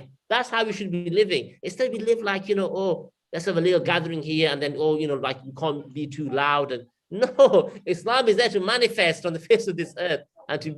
So you can't really understand that. And really we're being duped. Like, you just look at the impact of technology as an example. Yeah, these things, and I put mine away for a change now, but these phones that we have, yeah, they're destroying human beings, destroying reality. We're glued to these screens that people are spending 7-8 hours a day of entertainment on their screens, minimum in America, 8 hours a day. So they're distracted, they have no ability to focus on anything else. And why? The same people, and I've made this point before and I'll continue to make it, yeah? Those same people who make these phones and this technology, they don't let their children anywhere near it. They don't let their children, over the age of 11, they don't allow their eyes to gaze upon a screen over the age of 11. Nothing whatsoever. Then I'm going to the Muslims, I'm seeing 1 or 2 year olds with phones like this. They go, no, they don't know. It's a lack of knowledge. So we're being tricked, duped, taken for fools. Our education system is being taken for fools. Yeah, like the fakir, I did a lesson today on parenting, and really I felt like crying at the end of the session because we talk about education. How do we educate? And I was thinking everything I'm mentioning is impossible to implement. Why am I even bothering? Like, what's the education of a child? The first thing you learn is you learn taqwa. That God consciousness, Allah subhanahu wa ta'ala is watching you, to restrain yourself, protect yourself from his punishment. That's the first thing. That's the purpose of education. Where's that? The second purpose of education is muraqabah. Allah subhanahu wa ta'ala is watching you wherever you are. Where's that within our education system? And then you get into, okay, what do we learn then? Okay, that's the spiritual stuff, the big picture. La ilaha illallah, we have to know about this. Okay, Even the learning, we learn grammar. Where's grammar? I don't see any grammar being learned. We learn logic. You learn how to think clearly, how to think properly, so people can't trick you. These reason these people are tricking you out there, these marketers. Marketing now, they'll convince you alcohol is good for your health. This is what my teacher in Morocco, I studied logic. He said to me, just think about it. Because there's advertisers, they'll tell you alcohol is good for your health. And we believe it. Stupid. That's what it is, because we haven't trained our minds to understand the difference between truth and falsehood. We really haven't. Logic. The third thing you learn is rhetoric, how to speak, how to articulate well, how to express yourself clearly. Where's that? And then go and look how we teach Sheikh Abdul Murad, Hafizahullah. This is a man who's mastered the educational fields. He went to Cambridge University, got a first. Then he did a master's, got a first. He went to Westminster. He went to the best schools in the West. Then he studied Al-Azhar Sharif. He studied the best in the East. He says there's two purposes to education, just two. Number one is that you intellectually learn, you intellectually equip yourself, so kufr can't affect you. Ideas out there, they can't affect you because you're intellectually strong. You know the truth between truth and false. You know the difference. Number two, education. The purpose of education is spiritual purification. So you remove arrogance, vanity, ostentation, jealousy from your heart, and you replace it with muhabba, with love, with contentment, with shukr, sabr. This is education. These two purposes. Since every single Islamic institute has these two purposes at their heart. Where's that? Like you telling me now you're going to go to a school and they're going to teach you about purification of the nafs? And they're going to teach you intellect, how to, they want you to become kuffar. Their purpose is for you to become, if you don't become a kafir, that's the madad of Allah subhanahu wa ta'ala. Like how we teach Sheikh Abdul Murad, he said, if you're intelligent, academically intelligent, you go to university, you become a kafir. That's what they want. Now, if you are saved from that, mashallah, that's the exceptional. That's Allah subhanahu wa ta'ala looking out for you. The system is not designed like that. So again, we're just being duped on every single level. Really, when you've lived in that kind of place like that, and you come here, you just look at me, subhanallah, the way women dress, duped. Thinking this is liberation. There's no liberation. What possible benefit is there? What possible benefit is there in dressing like that for a woman? None whatsoever. Dunya or ukhrawi. None whatsoever, but it's done. And everything else that we can think about, our food's being poisoned. Yeah, the food that we eat now is being poisoned. Every single level that you can possibly think about society, we're being tricked into believing that this is not the best way. It's not the only way. It's not even a way that's even acceptable to anybody with intellect. It's not a way that's acceptable to them. They don't accept. You look now, there's only one school in the country that teaches rhetoric. One school that teaches you how to speak.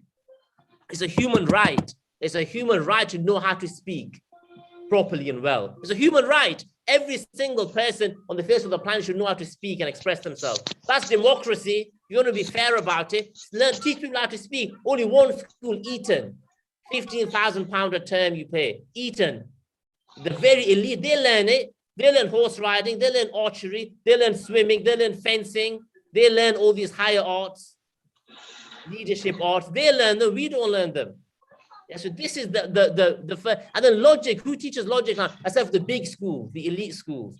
So they came, even grammar schools, they don't even teach you grammar anymore. They call grammar, they don't teach you grammar. So really we're being tricked into believing that we've been educated when we haven't. And that's just one of many. And all of this returns back to this point of following the Quran and following the way of the Prophet ﷺ. That we have to be intelligent. Yeah, we have to look around and understand what's going on. Yeah, in a deeper way. And Ramadan should be at least a beginning of that process. Yeah, of that process of waking up. So we don't separate between the messenger and the message. This is, again, a false dichotomy, a false understanding. The messenger and the message are one. The Prophet ﷺ and the Quran, this is one. We don't separate, or the messengers came with a message. He is the message. He's the Quran. What is his own wife, Sayyidina Aisha? His wife says, this is how was the Prophet ﷺ? He says, Kana Quran yamshi bayna nas. He was the Quran walking amongst people. She says, Kana khulqu al-Quran. His character, his nature was the Quran. Yeah, there's no separation. So this is what we need to take on. Really, subhanAllah, as human beings, we just need to be aware of what's going on. Because we're just being tricked. And it's sad. Yeah, it's sad to see that really we were taken as fools by these people who have no concern. They have no care whatsoever. They don't care about you. Yeah, all they care about is money.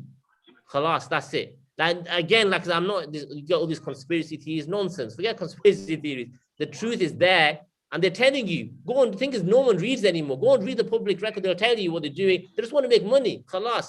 They want to take you for so they can make money. Forget about everything else. There's no shadowy figures out there. So you disappoint. If only it was that easy. No, they just want to make money. And they're making a lot of money through our stupidity and us and we just allowing them to do whatever they want. Yeah, now even Ramadan's being marketed these days. Look at the Muslim world now. The best TV programs come on, the best dramas come on in Ramadan. So they can distract people even more. Yeah. For us, the Ramadan is about that reconnection back to the Quran and back to the Sunnah. So let's look a little bit at some of the purposes of Ramadan. The main purpose of Ramadan is to gain taqwa. The main purpose of Ramadan is to gain taqwa. Taqwa is the most important concept in Islam. Taqwa is mentioned 99 times in the Quran. 99 times in the Quran is mentioned taqwa. It's the most important concept. Yeah. Taqwa is to be conscious of Allah subhanahu wa ta'ala. Taqwa is to stop yourself from being punished by obeying Allah and by not disobeying Him. Follow His commands and avoid His prohibitions. That's taqwa. So fasting facilitates that. Fasting helps us to become people of taqwa. This is why they say there's levels of the fast. The basic level of the fast is what we do. We don't eat food, we don't drink, and we don't engage in marital relations. That's the basic level of the fast. The second level of the fast, this is where taqwa comes in. The second level of the fast is you stop your eyes, you stop your ears, you stop your tongue, your hands, your feet, your genitals, yeah, all of the 7 limbs, you stop all of them from committing sin. That's taqwa. So the purpose is that Allah subhanahu wa ta'ala, He didn't create us as angels. He created us as greater than angels. Why are we greater than angels? Because we can improve. We can get better. So Allah subhanahu wa ta'ala created us to improve, to become better people. And that's what Ramadan is about. Yeah, it's about learning how to not say that which you want to say, but you shouldn't be saying. Yeah, to not look upon something that you shouldn't be looking upon, whether it's a foul image or whether even for me to look upon a Muslim with the eye of ihtiqar. If you're looking upon a Muslim like with disdain, that's a major problem. If you're looking upon the dunya, this world around us with the eye of ta'zeem, that's a problem. Yeah, so we protect our eyes, we protect our ears, and we protect our tongue. This is the purpose of Ramadan. And then we've got the highest level of the fast, the fasting of the elite. This is a fast to ensure that all thoughts are directed towards Allah alone. People fast like this. They fast from day to dusk. They don't think about anything except for Allah. Our teacher, Habib, he said, just try for half an hour at least. Just have an hour of your day in Ramadan where you're just focusing upon Allah and you're not going to allow any thought to come in. This is refinement. This is spirituality in reality. This is Ramadan. Ramadan was given to us as a gift in order to be able to allow us to be able to chicken all the time. Suitable for vegetarian. Yeah? No, that's halal diet. So Ramadan allows us to overcome our nafs. So this is the next point we want to make. How does Ramadan allow us to overcome our nafs? 2 ways. Yeah, if you want to overcome your nafs, the nafs is the biggest enemy to man. If you want to overcome our nafs, we need to do 2 things. Yeah, two things that will help us to overcome our nafs. The first one is hunger. Yeah, so they say that if you want to overcome your nafs, your nafs is like a wild horse. It's like a wild horse, and when you've got a wild horse, you need to break it down. You need to calm it down a bit. So the first thing you do is you take away his food, his fodder, because it weakens it. Food is the life soul of the nafs. That's what makes our nafs strong and makes our desires sort of go out of control. So by reducing food, you're weakening the horse, number 1. Number 2, we add extra acts of worship. So if you look at the horse, imagine you've got a horse, he hasn't eaten for a while, it's weak, isn't it? But it's still got a bit of like what we call jur'at, as we say in Urdu, yeah? It's got a bit of jur'at, still like, no, I'll do what I want, who are you? It's still got a bit of that. So then what do? You pile goods on it, yeah? You pile a heavy weight on it. That's acts of worship. Then it stopped, yeah? So you weakened it with food, and then you've piled on, you've got your Taraweeh, you've got your prayers, you've got all of these other things that are going on, yeah? Through that, now you're able to sort of extend out. Yeah, you're able to extend that, and you're able to now become somebody who has his nafs in check. Once you've done that, then you put on the bridle of taqwa. Then you place taqwa upon that nafs, and it becomes controlled, and it becomes stilled. Yeah. So this really is the reason for why we're having Ramadan. Yeah, these are some of the reasons. Afan, yeah, the screen is not being shared. Inshallah. Afan, just give me 1 second. I'm just gonna... Okay, so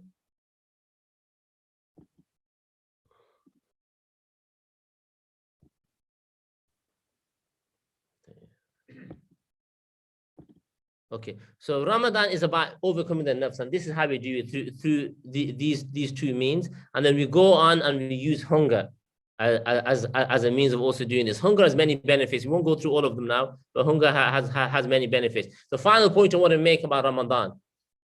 Ramadan is an opportunity for freedom. It's an opportunity to become free.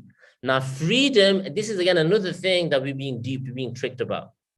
Freedom in this society means what? It means I'm free to do what I want. Yeah, I'm free to live how I want to live. That's not freedom. That's a lie. It's a lie. That's not, freedom is not freedom to do what you want. That's not free. Freedom is being free from desire, freedom from things. So this society now, one of our teachers, Sheikh Mukhtar, Hafidhahullah, he said that this society now, the Western society, these are his observations, a man of great intellect, really is one of the most amazing people I've ever met in terms of intellect, incredible. He says, this society is the most controlled society in human history. And they give him the illusion that you're free. You're not free, because freedom is you free from your desire. No, we know we chained, we slaves to food. Yeah, we slaves to images, we slaves to our these machines that we carry in our hands and in our pockets. We slaves to the lowest things. That's not freedom. Freedom is when you are free from those things. You decide what you want to do when you want to do it. That's freedom. And Ramadan allows you to experience that. Ramadan allows you to become free. This is like really what I would say to people. Allah Ta'ala alam, obviously we've done the fiqh. So we've now been moving beyond it. We're talking about spirituality. Fasting in Ramadan, yeah, we have to fast. I'll tell you a fast you should do. Fast 30 days from your phone. By Allah, that would be much harder than fasting 30 days like this without food. Try 30 days without your phone. 30 days. Just the thought of it is probably saying, it's fine. 30 days without your phone. Try that. Yeah, try that. If you really want to fast, you want to be free. Become free from the phone. Become free from technology. Become free from just impulses and desire. This is what Ramadan is really about. It's about tasting a higher level of freedom. Yeah, a higher level. And this freedom is what the fitrah yearns for. This freedom is what our soul really wants. It wants to be free. It desires to move beyond this wretched world.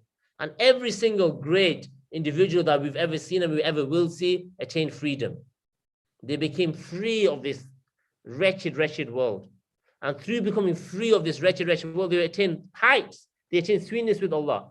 And Ramadan is an opportunity for that. They say, the Prophet ﷺ said in a beautiful hadith, he said that the one who fasts, he experiences two joys. Yeah, the one who fasts, he has two moments of sweetness.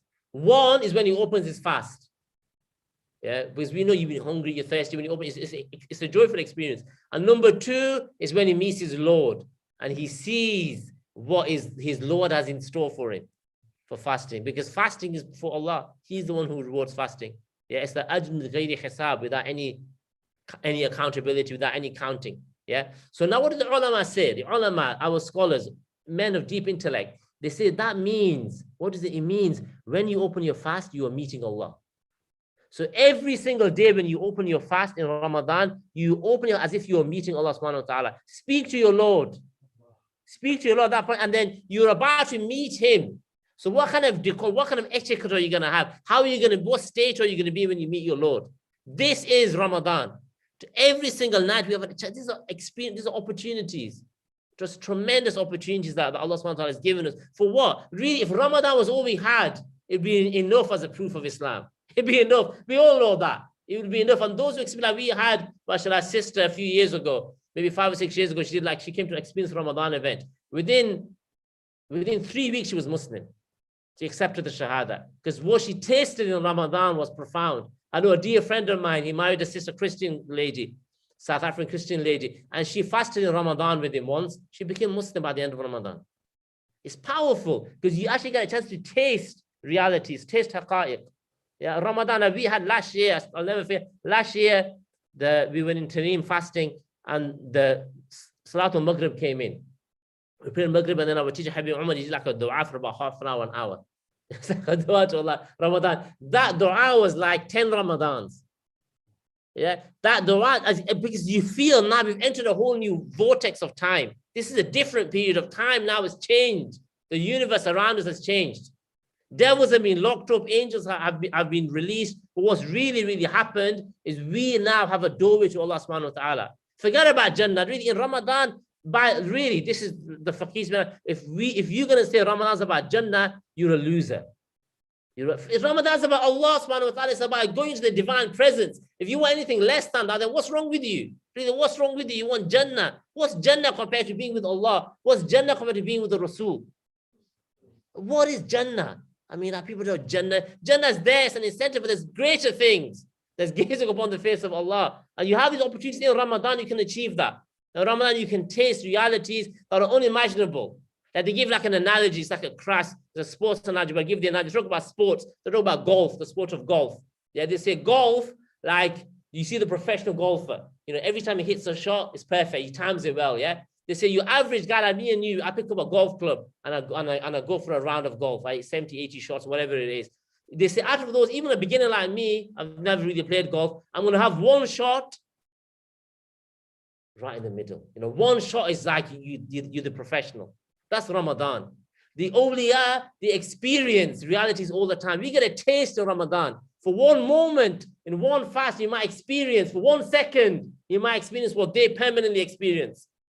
Just that when you get a chance, I mean, what an opportunity. Who are we? Do we deserve to be able to gaze upon the face of the Prophet ﷺ? Do we deserve to be in the divine presence? We don't deserve nothing. Like our dear Uncle Abbas talking about, who am I as a human being? Exactly, who are we? They say you begin your life as a nutfa, as this vile fluid that we can't even speak about. It's like disgusting a vile. You end your life as a qadira, as a dead, decaying corpse. And in between that, as a human being, you carry feces within you. That's what you are as a human being. That's what you are. That's the reality. You begin as a vile fluid, you end as a decaying corpse, and in between, you're carrying filth between your two sides. That's the human being. So who then are we to talk about and deserve to be with Allah subhanahu wa ta'ala? We have no right whatsoever. Allah subhanahu wa ta'ala gives us that out of His generosity. Yeah, so Ramadan is an opportunity to experience that, to be broken before Allah subhanahu wa ta'ala, and really don't waste a moment.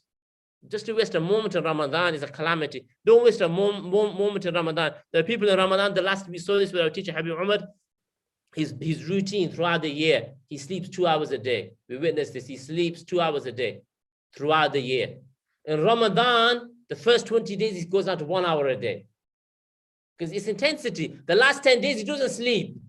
How can I sleep in Ramadan? How can I sleep in the last 10 days of Ramadan? Have you lost your mind? You have to sleep in Ramadan. Yeah, so this is the importance that's placed upon it. Yeah, that we make the most of every single moment in Ramadan. Yeah, so man, these are great opportunities. Ramadan, wherever you are, is special. Yeah, this is one thing we have to understand. Wherever you are, there's opportunities and openings that occur in Ramadan that we won't get elsewhere. So inshallah, we hope that this Ramadan is a Ramadan of permanent change. They say Ramadan, if you want to know was my Ramadan accepted or not, how do we know whether our Ramadan was accepted or not? We know our Ramadan was accepted or not through one thing. That is, are we better after Ramadan? So look at where you are now. How much Quran do I read? How much dhikr do I read? How much time do I spend in the masjid? How much khidmah of other people do I do? How am I with my family? All these things. Look at where you are now. In Ramadan, obviously you're going to get better. Of course you are. What about after Ramadan? If you go back to where you were before Ramadan, no acceptance. If you after Ramadan, you're better. You've improved from your pre-Ramadan, acceptance. This is Ramadan. Ramadan is about ascension. You know, someone like the Sahaba, they had it easy, didn't they? They just ascended in moments because they had the touch of the Rasulullah. For us, it's incremental. Yeah, we improve a little bit, go back, improve a little bit, go back. So Ramadan is about trying to establish habits that become permanent within our lives.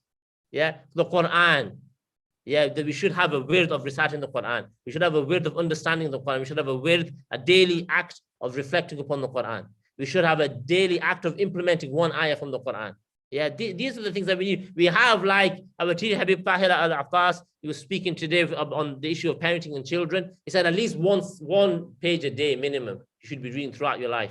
That if a day goes by and you haven't read the Quran, you should feel lousy, like something's missing here. Yeah, so we have that. We try to establish these things within our lives. We have dhikr, we have our salawat on the Prophet sallallahu alaihi wasallam. Whatever we're doing now, we increase. So after Ramadan, we do more, and then inshallah, what comes between that will be accepted bi-idhnillah. Yeah, so we ask Allah for sincerity. It's a great opportunity that we're on the verge of. Yeah, we're on the doors of Ramadan. We're on the doors of greatness. These are opportunities that really we are now able to attain things that are unimaginable. Gifts that are just unimaginable. Gifts like I said, that go beyond this world, that go beyond Jannah itself. Yeah, so we have great opportunities. Inshallah, we ask Allah to allow us to see these opportunities with sidq, with sincerity and with ikhlas, such that we're able to experience some of the sweetness. One final point on Ramadan, on the spiritual realities of Ramadan, is the nights of Ramadan are special. Yeah, the nights are special. What we would recommend for people in the nights is, if you can, to spend as much, if not all of the nights in worship. So what they have, this is obviously difficult here because of people's schedules. What they have in a place like Tareem or in the Muslim lands in general, everything stops in Ramadan. So what people do, they'll spend the whole night in worship. Then they'll do their Fajr prayer, then they do a dars, and then they have Ishraq. Then after Ishraq, people rest for a few hours, and then they wake up at Dhuhr and they start again. Yes, it's very much facilitated because the nights carry great secrets. You don't want to be wasting the nights of Ramadan. Try to make the most that you can of every single second. Yeah, and turn back to Allah subhanahu wa ta'ala and ask Allah subhanahu wa ta'ala for the ummah. Yeah, make du'as for this ummah. Yeah, this ummah is in dire need. It really is in dire need. Make dua for your families, make dua for your parents, make dua for those who have gone, those who are still to come, the future generations. If things are bad now, what's going to be like in 2-3 generations? Are we even going to be around in 2-3 generations time? Yeah, so make du'as for all of these people. Have a plan that you adhere to. Make the plan now, make your intentions now. Make as many intentions as you can for Ramadan, and then hope for fruition and fulfillment, and make it a journey.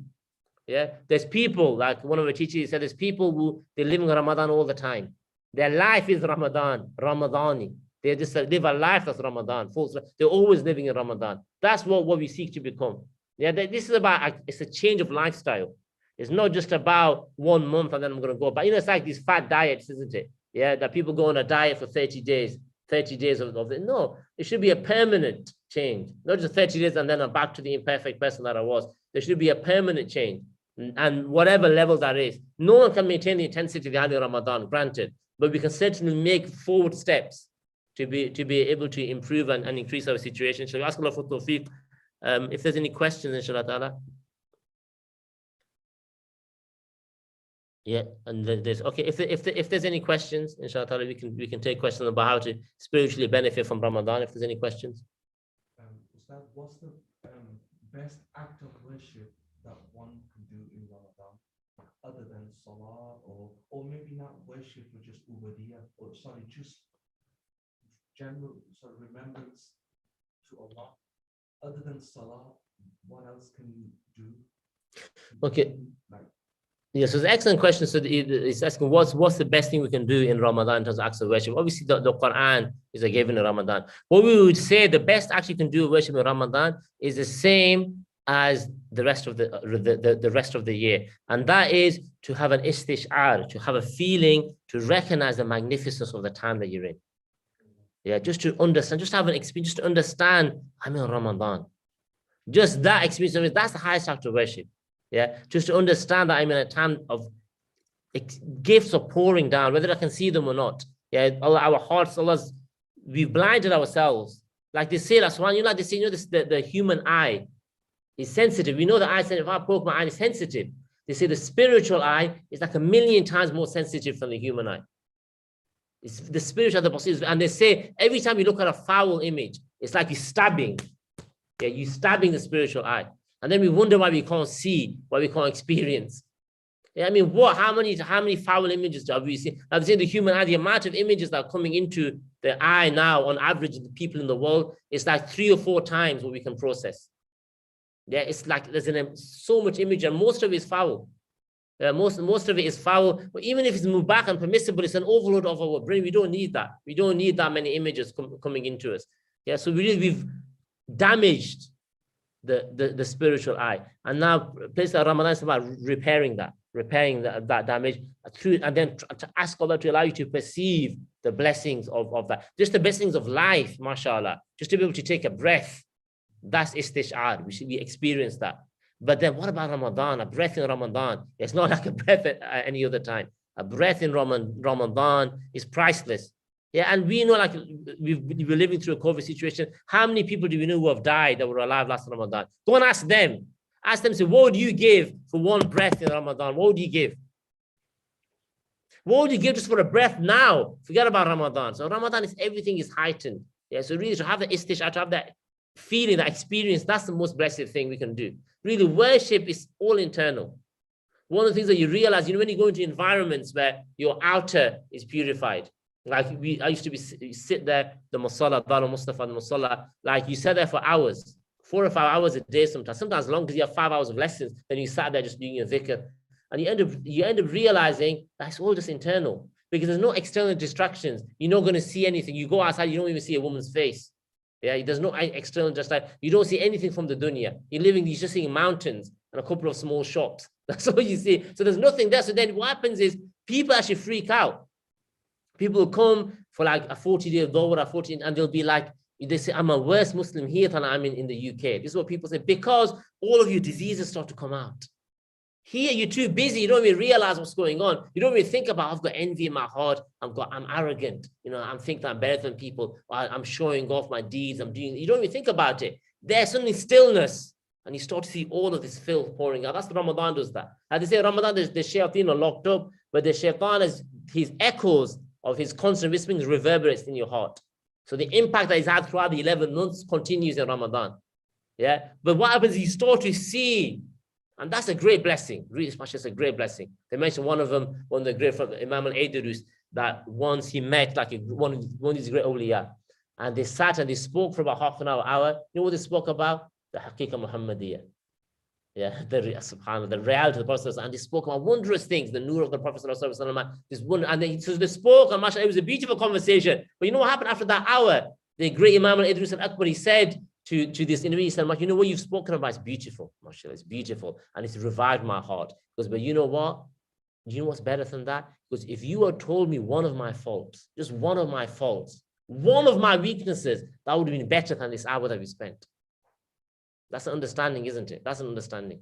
That you understand that, and Ramadan that's what it allows you to pinpoint weakness. You'll see things that you didn't see in the rest of the year that's wrong with you. Then treat yourself. Really get treatment. We need to be treated. The kind of things that we seek in treatment for in this day and age, they don't matter in the big scheme of things, to be honest with you. They just don't matter. What really matters is treatment for envy, treatment for pride, arrogance. If you think you're better than a dog, you're arrogant. And if you're arrogant, you won't enter hellfire. You're going to see a dog, forget about you. You see a dog, you think you're better than that dog, khalas.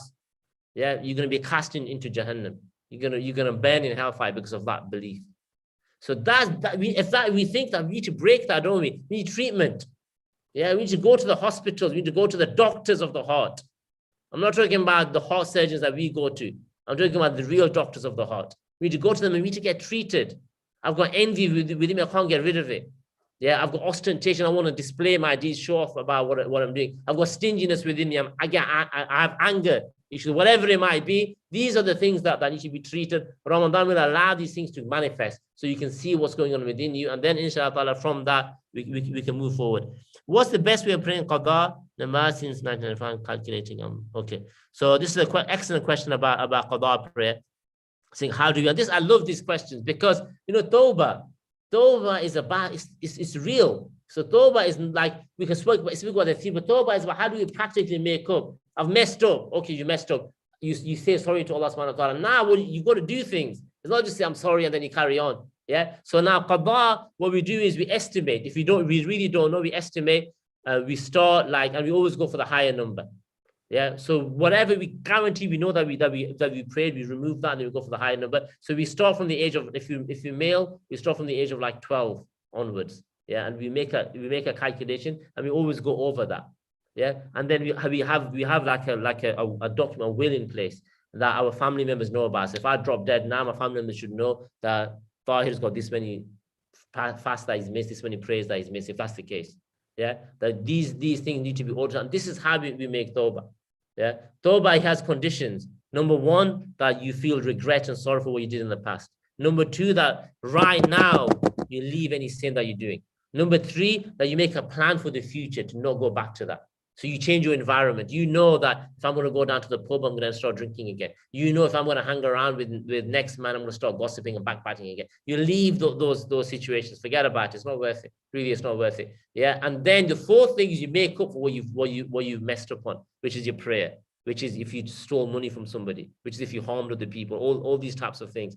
Through that, your tawbah becomes complete and you become restored again. So these type of questions, mashallah, are very, very, very important questions. How do we calculate our prayers? How do we re-establish our relationship with Allah subhanahu wa ta'ala? Through making up for where we've gone wrong, inshallah. Is there any other questions, inshallah? Beginning of Ramadan, we have a lot of himma, and then it starts to diminish. How do we maintain a constant energy? Okay, very excellent questions. How do you maintain constant energy in Ramadan? Because inevitably we're going to dip. So what I would say is Ramadan, you should have a minimum level. So you have a minimum level of things that you're going to do, just like in the rest of our life. And then you never dip below that minimum. Now, the days where you have more energy, you do more. And you don't think, oh, well, I can't. It doesn't matter if you've got your minimum that you maintain. Then when you have less energy, you maintain your minimum. Yeah, so you always have a base level. It's obviously much higher than your base level in the rest of the year. You never ever go below that base level. Number two is do things collectively with other people. The more things you can do in jama'ah, the easier it's going to be for you to maintain. Yeah, when you start doing things by yourself, it's going to be harder. Allah subhanahu wa ta'ala is with the jama'ah. So you try to stick with people. Now, obviously, people who have reached a level of discipline and that no longer matters. Those are rarefied people. You know, like some people can just go off and they're just in the mountains. Yeah, mashallah. I mean, that's, you know, those are people who have discipline. They've removed obstacles within, they've mastered their soul. They're able to, but the majority of us, when we do things together, it'll just become a lot easier and facilitated so that we can maintain the energy. We also, of course, pace ourselves. Yeah, that we again, this is self-knowledge. That we know what our level, our breaking point is, what our level is, and then we try to ensure that we're able to maintain things realistically. Because you want to peak in the last 10 days. So you want to do in such a way where you kind of like, you're on the horse and then you just let the reins go in the last 10 days and you just bolt. You just bolt. Like Imam Malik said, the last years of his life, no one saw him. He was just too busy with his Lord. Can you read Chash and the other one? Ishraq together. Can you read what, sorry? Ishraq? Chash and Ishraq together. Ishraq and Chash. what's Chash? La Duha. Doha. Yeah, you can read. Yeah, you can. So you can do like multiple intentions for it. Yeah, so you can do at that time and do multiple intentions, or you can read them separate. Or you can read them. So there's options within that. Inshallah. Ustad, I wanted to ask you something. This is probably something quite close to me. Everyone probably has moments where they are Allah conscious, where they just, you know, in music. How do when I say I mean we, collectively, how do we make ourselves Allah conscious? Because you know what, nothing else matters. Nothing, you know, like every single thing in your life, whatever it is, but until you make yourself Allah conscious, every single moment of your life, the thing is then you can find that, you know, the reality, the real peace, the real sukoon. Yeah. When I say I'm saying we, how do I do that? Excellent Because question. the thing is, you know what, you have moments in your life where you know, I think, you know, where you dip and you don't have that energy. Yeah. And you it's not that you lose that connection.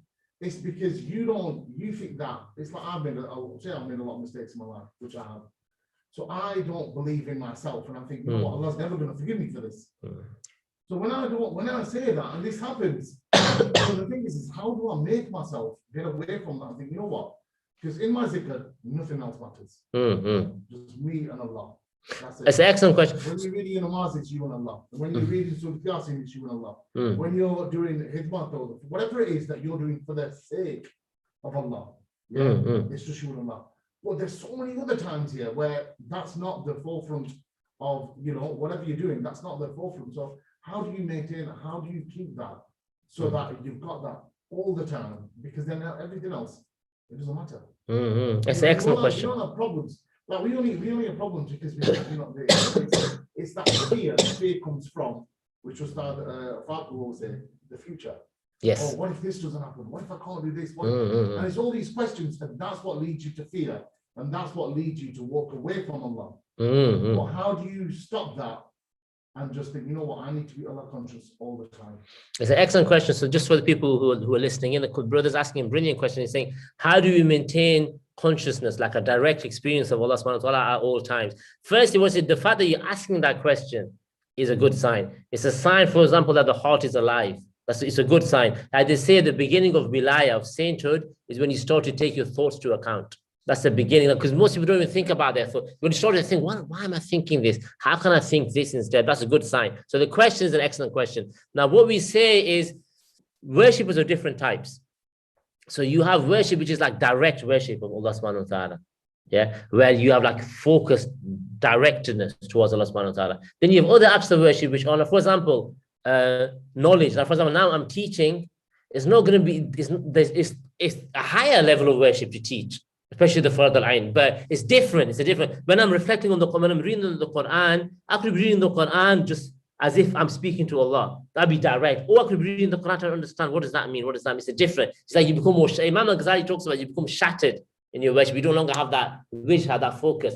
That's fine, because you can't, if you were in that focused state all the time, it would be overwhelming. This is a rahmah from Allah subhanahu wa ta'ala. So what we say then is, okay, so what then do you do? So you have moments. There's two key moments in the day, between Maghrib and Isha, and then Tahajjud in the depths of the night. You preserve those no matter what, you preserve those moments. Those are moments where it's you and Allah time. Nothing else matters, just you and Allah subhanahu wa ta'ala, and you direct. So by preserving those moments, they'll then permeate the rest of your life. Number one. Number two, for every act that we do, we maintain concentration. So I'll give you an example. Our normal permanent state should be dhikr of Allah subhanahu wa ta'ala, as if we are seeing Allah subhanahu wa ta'ala, as if we are talking directly to Him, as if you are conscious of Allah subhanahu wa ta'ala, constant. That's our normative state. Yeah. Unless something else. And now what are the other situations? Secondly, you with people. So now when you're with people, you can't necessarily do that, because obviously, your daughter's talking to you, son's talking to you, what's going on that. So in that situation, now you have to change it a bit. Now your focus becomes on the Rasul. So what you start doing now is you start looking, like you're about to interact with somebody, you start thinking, how would the Rasul, how would he have interacted here? How the Prophet, like your daughter comes in, how the Prophet have been. And what you do is you see the Prophet doing that action, and then you emulate it. You see him doing it, you see his love, you see him doing it, and then you implement it. So that becomes yours. So whenever you're with people, you see the Rasul when you're acting, you're seeing him, you're acting, you're seeing him, you're acting, as much as you possibly can. So that's your interactions with people. If you make interactions with people like that, you exude beauty at all times. You would be perfect in your interactions. That's number two. And then number three is now you're doing something, for example, work. For example, I'm preparing this class, for example. Yeah, as an example. So now I'm preparing, I'm typing things up. I can't be Allah. That's not going to work, because I'm having to think about, okay, what happens if someone brushes their teeth, or like those kind of things. Or no, is it like I'm not interacting with people, so I can't imagine the Rasul. In that situation now, what Imam Shafi says something beautiful. He says that the human being, Allah has made our mind so that we can focus on different things at the same time. Allah has given us that. So he says, when you're doing these things, you have constantly lillah going on in the background, that you're constantly speaking to Allah. This is for you alone. Ya Allah, like Rana, I wouldn't even be sat here if it wasn't for Allah subhanahu wa ta'ala. I'm sat here to please Allah. Lillah.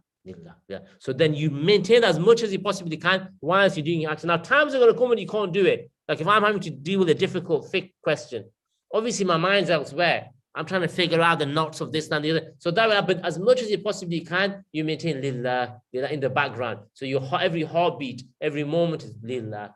So you're acting through Allah subhanahu wa ta'ala at all times. So if you do those three things, number one, you permanent state of dhikr. This takes training. It takes training to have ma'iyah with Allah, to be with Allah all the time. Number two, personal transactions. This is now with human beings, human interactions, the Rasul sallallahu alaihi wasallam.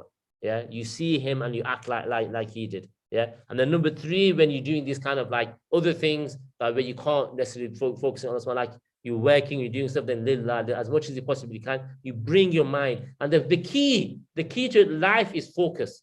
You're going to lose focus. How quickly can you bring yourself back? That's the key. Like I remember I used to work like an office job. So like I'd be focused on Allah subhanahu wa ta'ala, I'd be sending my salawat upon the Prophet, and then something comes, someone asks you a question and you've got to deal with it. Now, how quickly can I get back to that state? That's what defines where you are as a human being. If I can within 5 seconds, I'm back at the Rawda, back and see the first Prophet, mashallah, I've done well. But if it takes me 5 minutes, then there's work to do. Yeah, so as quickly as you can get back to that direct, because you're right, life is about the direct experience. It's about the direct experience, no doubt. Now, what they say is that, like Habib Umar said, he said, when you begin the path, it's difficult. Yeah, when you begin the path, it's difficult to be with Allah. Yeah, when you get to a stage in the path, it's difficult to be away from Allah. The pain of being separated from Allah subhanahu wa ta'ala is too much for you. So these are all just, it just takes time, it takes degrees, it takes training.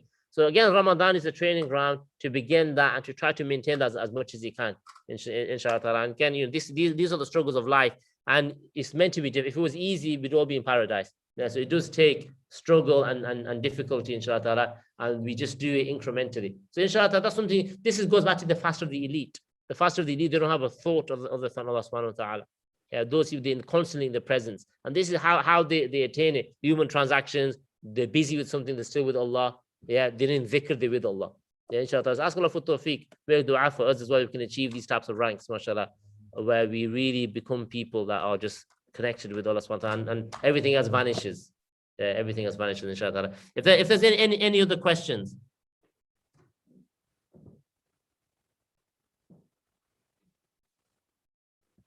Okay. صلى الله تعالى على سيدنا وحبيبنا محمد وعلى آله وصحبه وسلم والحمد لله رب العالمين.